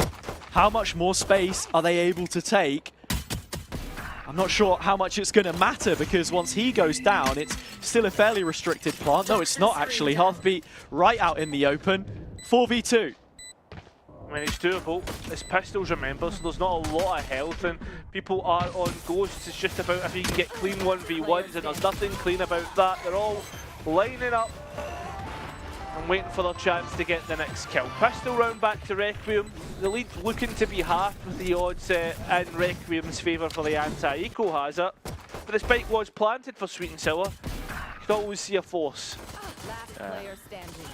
You understand exactly what Creamy's trying to do there. I thought they'd gone for the default plant, but Heartbeat actually came off it and moved it out wide. Nice as they were coming back through with the classics to just jump and burst. Toba knows that all too well. It's how he started the defense versus Apex.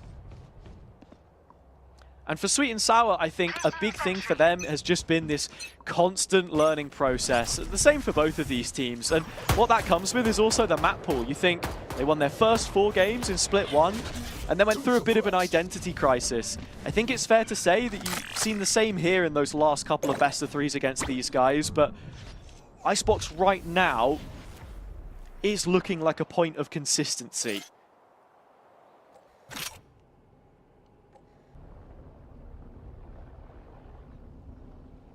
It's the silence as well that Requiem have nothing to really go off of, so they're not being moved. The Outlaw easily picks up tempo. And that's probably where the rotates start to come through. Ooh! See, Anto just get caught off guard, and he's actually been forced out of the site once again, Hazza. So the spike can go down fairly decently. Can, and this is the last place you want to be retaking through. I've never seen a Sheriff do that before. Not on that wall. 4v3 still. Don't like and it is only really Tice's Sheriff here, which does make you worried. Heartbeat can't get anything done, and with the Cove up, so is the game. Defuse coming through, and Requiem move within 2. Yeah, they give up the site. I don't really like the harbour wall that they're playing either for Requiem. They're playing it deeper on 410, which allows the players to just sit behind it and maze, if that makes sense, Hazza. Like, I think that's a cause for concern for later rounds, but it's a nice retake in the end for Requiem. How much can they possibly pull out of Sweet and Sour's book? Placing alarm bot. The pages have felt double-sided at times in terms of the Swarm grenade. set procedures they always had, and Requiem, their Icebox wasn't shown in the best light against Apex. It's hard to do that here, we know. Tempo first kill on A is a Harambe over aggression, which in this double controller, again, can be played a little bit more like a duelist at times. Not the guy that you want to lose on your bonus. Yeah, I feel as if Harambe is almost limited by the agent that he's playing. Usually on a much more dive agent, and right now Requiem are just flinging themselves at Sweet and Sour. Take me, please, and there's another. Tice is certainly taking them to town. Ianto, another. Toba can do nothing more. It's a reloaded Outlaw, which cannot be bested. Creamy, 150 points of health with Famzam right by him. That's going to be the 9th. Oh, yeah, now is where things get a little more tricky. They have the guns, and again, Ianto, it is another 4th round thrash. He didn't use it last time. Is there anything they could be looking to play with here?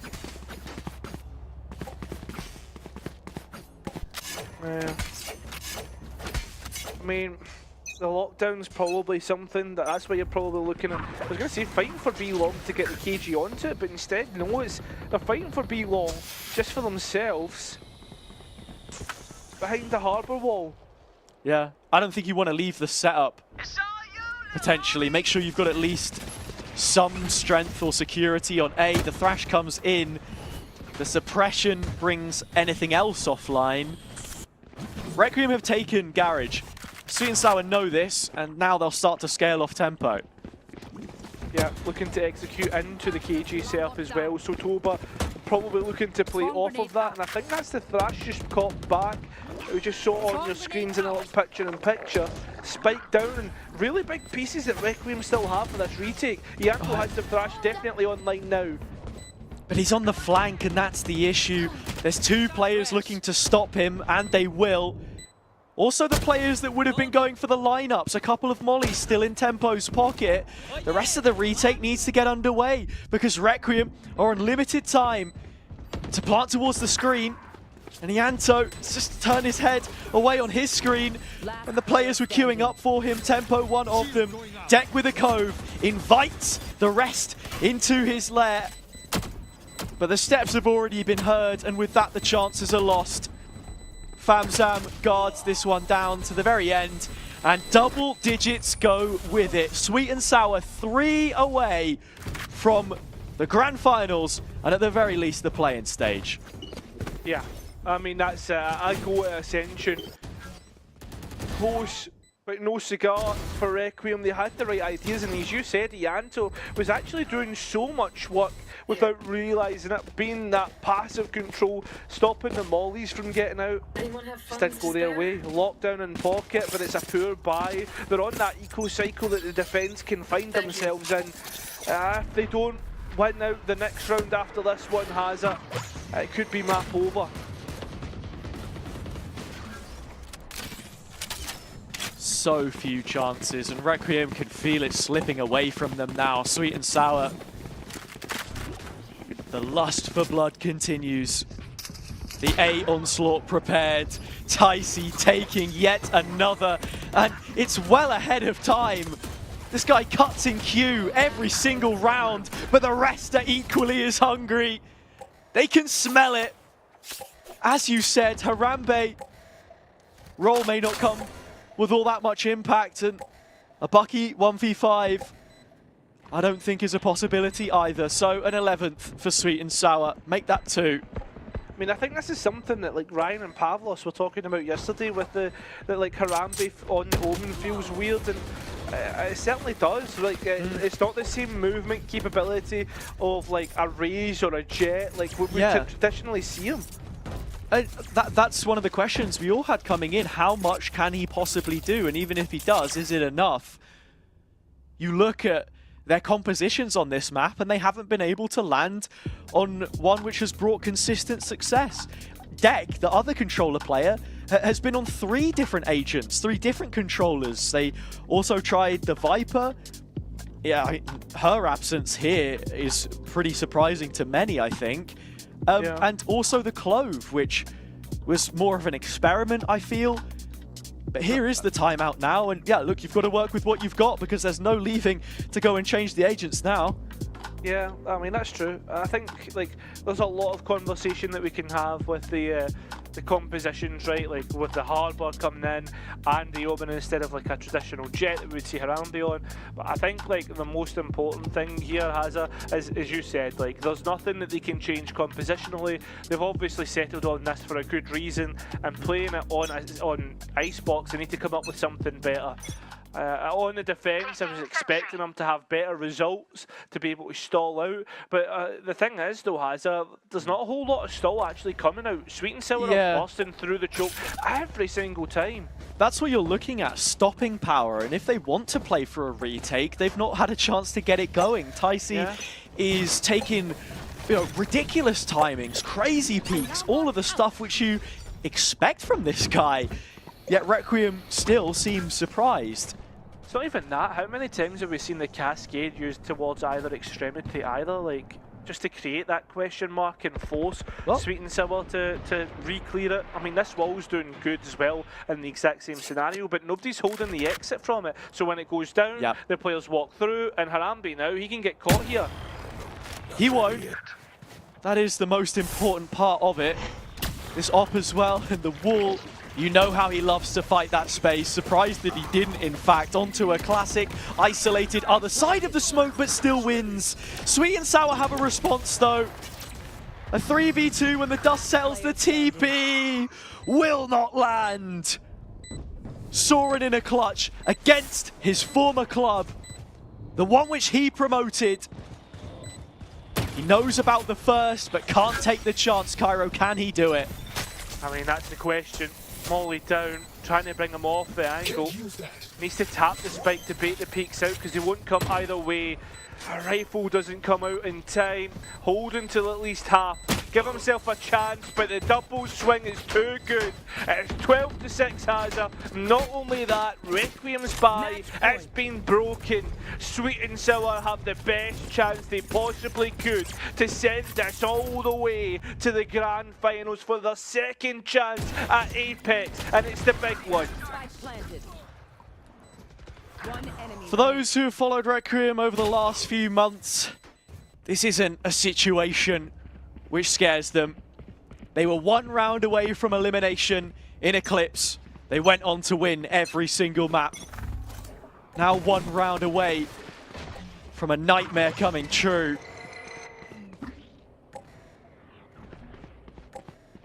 It's the same as that first map, 12-6. They won 3 rounds, but it's only going to take a moment, and that field of ultimates is stacked against them.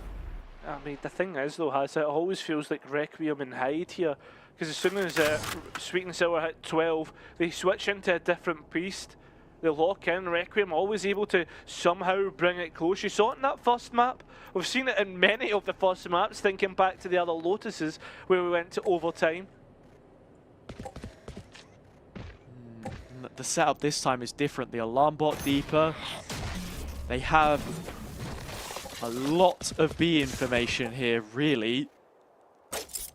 There's a lack of it on A, and to be honest, with Toba now moving closer towards mid and spotting Tempo moving the opposite way, it's a null command pressed on A and a lockdown B. Okay, 30 seconds. There's not too much time to get a move on here if you're Sweet and Sour, but this feels panicked by Requiem when they need to be composed at the most. Yeah, Tice has at least got the trade and denied the lockdown, and I mean, it's still a little bit scrappy, but the spike going down is most important, and Tempo has the lockdown, and he's put it straight down. Yeah, Requiem used 3 ultimates, and when it would have been their way back in, there is this lockdown to just set themselves up a little bit longer. The wall holds on, and they're ready to go, Sweet and Sour. Yeah, back in. Straight for Requiem 3v3, and remember they also have the code to get onto the spike. Players flashed up. Now look at this, Ianto's just holding 4, they need to deny it and they will. But the problem is they give up their positions for it. The wingman is essentially what wins the round. Yeah, the combo utility there from Requiem was absolutely brilliant. Cove with a wingman inside it. And like you see there, final peak taken, was already broken, but given up the position in the process. Loads of ults is the concession. Sure, you get close to the Thrash from the shadows is one of the abilities in the game. Not too sure how Harambe can turn the tide there, but if you want impact from him, then now is as good a time as any. Half-beat one off the pit, and the null command is the scariest thing that you can see on your screen. True. I think on top of that, though, like as we said, Sweet and Sour have hit 12, Requiem won the next round. They just seem to find a way to get themselves back into position, but Harambe may have just been the one to give it up. That peak, just so out of place. Ianto's got nowhere to look, and Soren has to hold the line. He falls. Toba in the clutch, the youngest of the young prospects, to keep them alive, but he can't. Not against the man at the helm of the team. Built brick by Halfbeat, and every measure taken in their revenge rematch. Finally, they exercise the ghost which has haunted them for the last couple of series. And it is Sweet and Sour, which will be going to a back-to-back grand final. Yeah, I think as it's what we expected, but not in the way that we expected. Sweet and Sour just managed to find the final wins, right? The final kills. They were the ones who were always fragging out. Requiem just too many simple mistakes. And I think the thing is, though, for a lot of people who are watching this is their first split. This is their first run at playoffs. There is going to be mistakes. And you know what? Fair enough, man. They've gave it their best shot. They've just missed out on Ascension. But there's a lot that they can be happy with from this one split of competitive Tier 2. It's so huge from Sweet and Sour as well to just keep on leveling up. Hearthbeat, Ticey both had a brilliant showing over the last couple of days, and again, where many would have seen it as a conflict of interest, they found a way to put the pieces together just when they needed it, and now the prospect of a best of 5 against Apex sits right in front of them, and what a game that may turn out to be. Again, nothing taken away from Requiem. Commiserations to them for what has been a fantastic 2024 campaign. We can't wait to see more of them, but that's all from myself and Cairo for 2024 Polaris. We hope you have all enjoyed the commentary as much as we have, being a part of this one. One final best of 5 up, but before the day ends, we give it back to the desk and the break.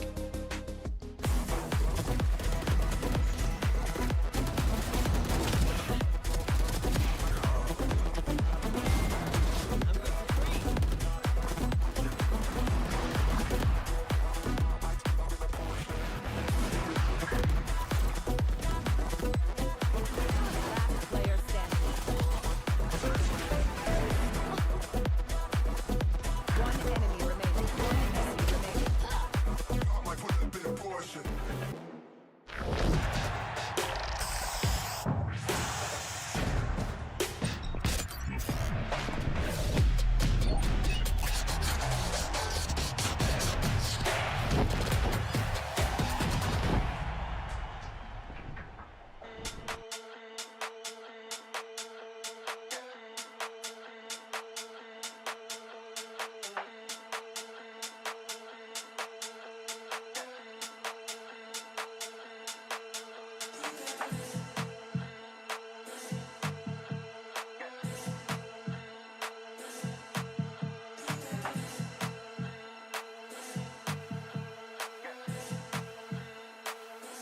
got the best of me.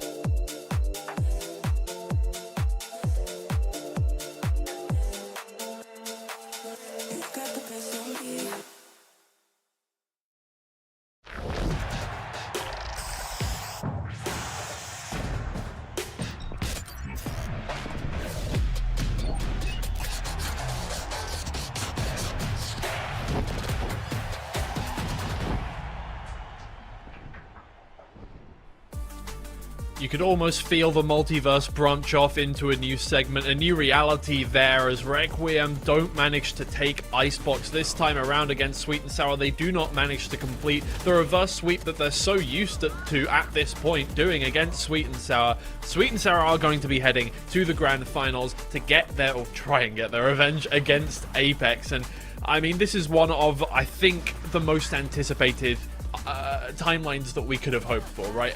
Sweet and Sour, I think they deserve that second chance to get another win against Apex and prove that it wasn't just a fluke. I'm excited for them to do it, but it really is commiserations for Requiem, who fought so hard to get to where they are.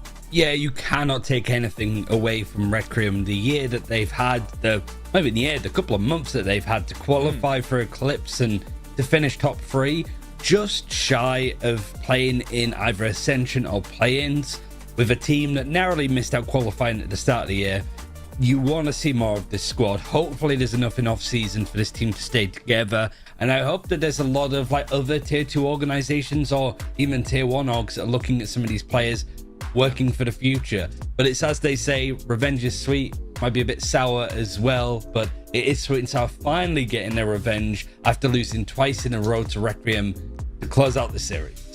Yeah, and it's like we highlighted earlier today, they've completed this kind of revenge arc so many times over the course of this season, and we heard from Halfbeat just a couple of days ago that this is their bread and butter. They love to be able to take a game and be able to just kind of learn from every official that they play, and we're going to have another interview, in fact, with Halfbeat. We can get his take on that one once again. Congratulations on getting yourself that Ascension play-in spot, man. Look, in the closer present, you know, you've secured your much awaited, I think, rematch against Apex. We've been waiting for this one. We've been hoping to see this again. How are you feeling about that finals? Multi was pretty sure that they'd get their revenge, but I want to get your take on it. Today we came in knowing we couldn't lose. It was not allowed. We even had Afun coming in doing motivational speech. We just knew we couldn't lose. And honestly, I'm just so sad we lost Haven, because this Haven is not nearly close to what we play in scrims. I'd say Nerves played a bit into it. Yeah, we just knew we couldn't lose. We were so ready. Even on bind, we expected them to pick it, and we were kind of surprised also in a way, because I mean, picking our normal pick is crazy. Yeah, I mean, I think the biggest thing I was wondering about is you took a lot of timeouts for a team that doesn't have a coach. Like, what was said in those timeouts? Did you have somebody in that space? You mentioned that somebody came in for like motivational speeches. Like, what were those timeouts like without a coach, and what was discussed? Because I feel like Requiem had some really good timeouts when they were when they needed to make the right adjustments. But you guys, you also, like, was it just a chance to recollect and just breathe for a minute? Literally that. I mean, some timeouts are like more tactical. It's me, Taisi, Afun, like bouncing ideas. Somebody, maybe one of us three, has like he has the right finger. It's like sometimes Afun called the timeout. He's like, guys, you're doing everything good. It's just a bunch of random rounds happened. The game plan is fine. Don't change it. We're winning with this. But other times it's like we lost that 4v2 on Haven. Like we pause, or like it happened. You know, just take a breather, let it go. Next round. So was Afan in the server actually? Like, was he in the coach spot? Because obviously he was benched, you've come in. So like Afan is still sort of with the team. How often has he been in the coach spot, if you don't mind me asking? Yesterday.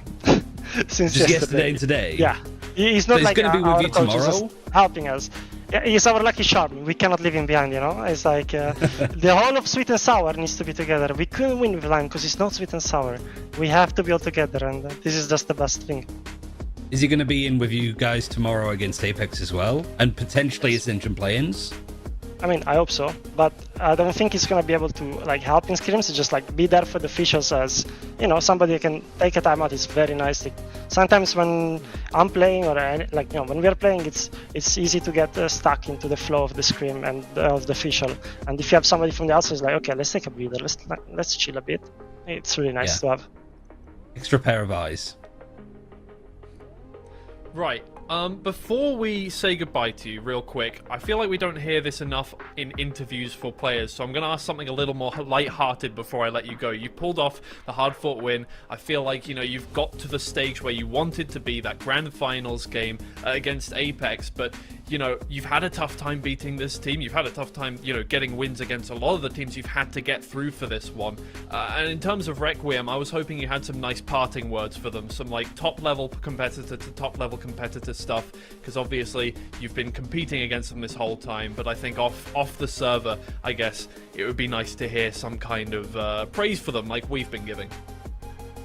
Well, I don't know the guys personally, but seeing like their journey straight from tier 3 qualifying to Eclipse and coming all the way to playoffs and getting third, I think it's like an amazing achievement. And I mean, I hope they don't disband or something.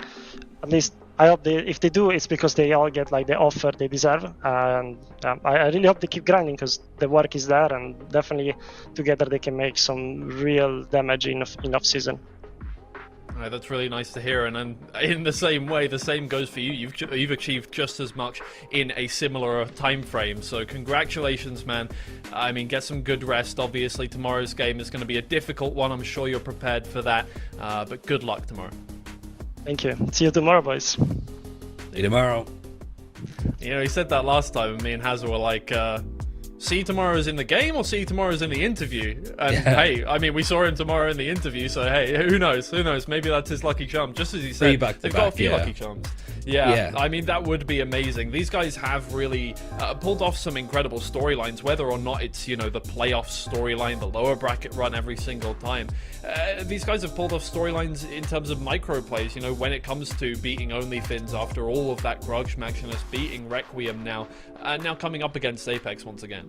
Yeah, I mean, it sounds mean, but it's not meant to be, but like, Halfbeat is too nice to be on this Sweet and Sour team. Like, at least they're going to be if they lose to Apex tomorrow, they're going to be playing Ascension playing. And like, this team has been known to just antagonize Northern Europe Polaris for the whole of this year. They're such a menace of a team to deal with because they just tend to stir shit up. That's the only way to describe it. So seeing them either in Ascension or Plains be able to do that across the entirety of Europe, including Desire, like an Italian team, if Halfbeat goes up against them, for example, yeah, like, it's exciting to see if Sweet and Sour can actually really just piss off the entirety of Europe instead of just Northern Europe, right?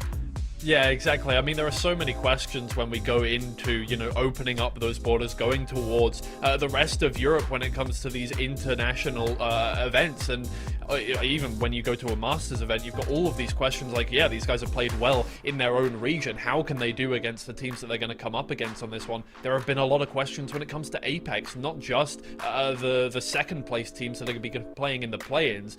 We don't know how Apex are going to do. There's been obviously a lot of people saying they're going to win the whole thing. We've got this. It's the best kind of permutation of Apex we've seen for such a long time. The 13-2s all over the place. But yeah, that question still stands for our second place team, which is going to be, if all goes the way that you would probably expect, Sweet and Sour in that case. They're going to have to open up kind of their expectations, open up what they're learning in their VOD reviews to all of these other teams now. Yeah, and I think the thing that's the most impressive is they've adjusted to the map pool nicely.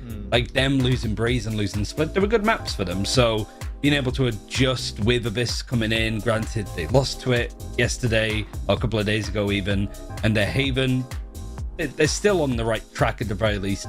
It's just, said it all season, Apex just seem to be on another level, but we have seen this team actually beat them. What's it going to be like in a best of 5 without your Breeze, without your Split? Yeah, well, before we look forward to the rest of that stuff, let's just look back at that series. And we've been talking all day about duelists. We've been talking all day about how instrumental they've been to these top 3 teams. We can take a look at Ticey's map stats from that series there. And again, look at that, right up towards the 300 ACS. Ticey really hasn't, well, I mean, he's been in the conversation, obviously, but we haven't really been pitting him against Kayak as much as we've been pitting other duelists against him. But now is the time to do that. This guy has been absolutely instrumental time and time again. Every single time they've got a map win, they have had Ticey at the top of the leaderboard, it seems like. Yeah, and he's just the player to watch for sure. Like, especially on Icebox, he was getting the first kill. This was happening yesterday against OnlyFins. I don't even know how he gets 2 kills with the Outlaw from that position, right? But it's just consistent. And The thing about it is that Apex are a very good anti-strat team.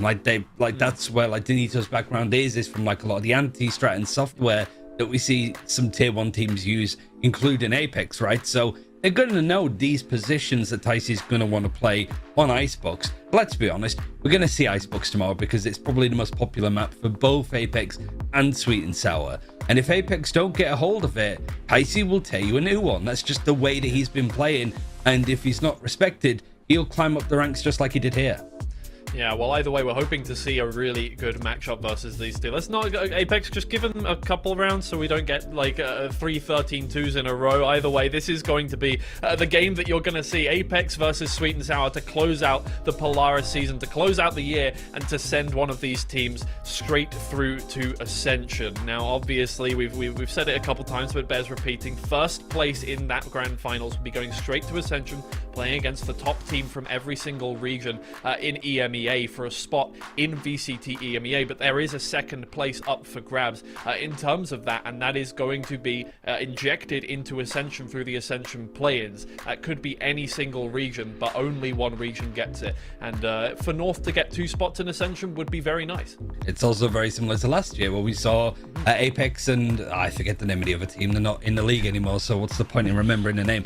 But I would say, like, it's the same trajectory that Sweet and Sour won in stage 1, that they went through the losers bracket to make the grand final, and these teams haven't faced each other since Sweet and Sour beat them in groups 2-0. So I don't think we're going to be seeing like an Apex 13-2, 13-3 scoreline, maybe on a map like Abyss with the way that Apex played it last against OnlyFins, but I do think that Sweet and Sour not only can take a map, this could be a full best of 5 series. So I know it's easy to sort of like run away with like Apex, expecting them to just trounce everybody because they were undefeated for so long. This was the team that broke that streak, and they did it with style and panache, and you'd expect more of the same tomorrow.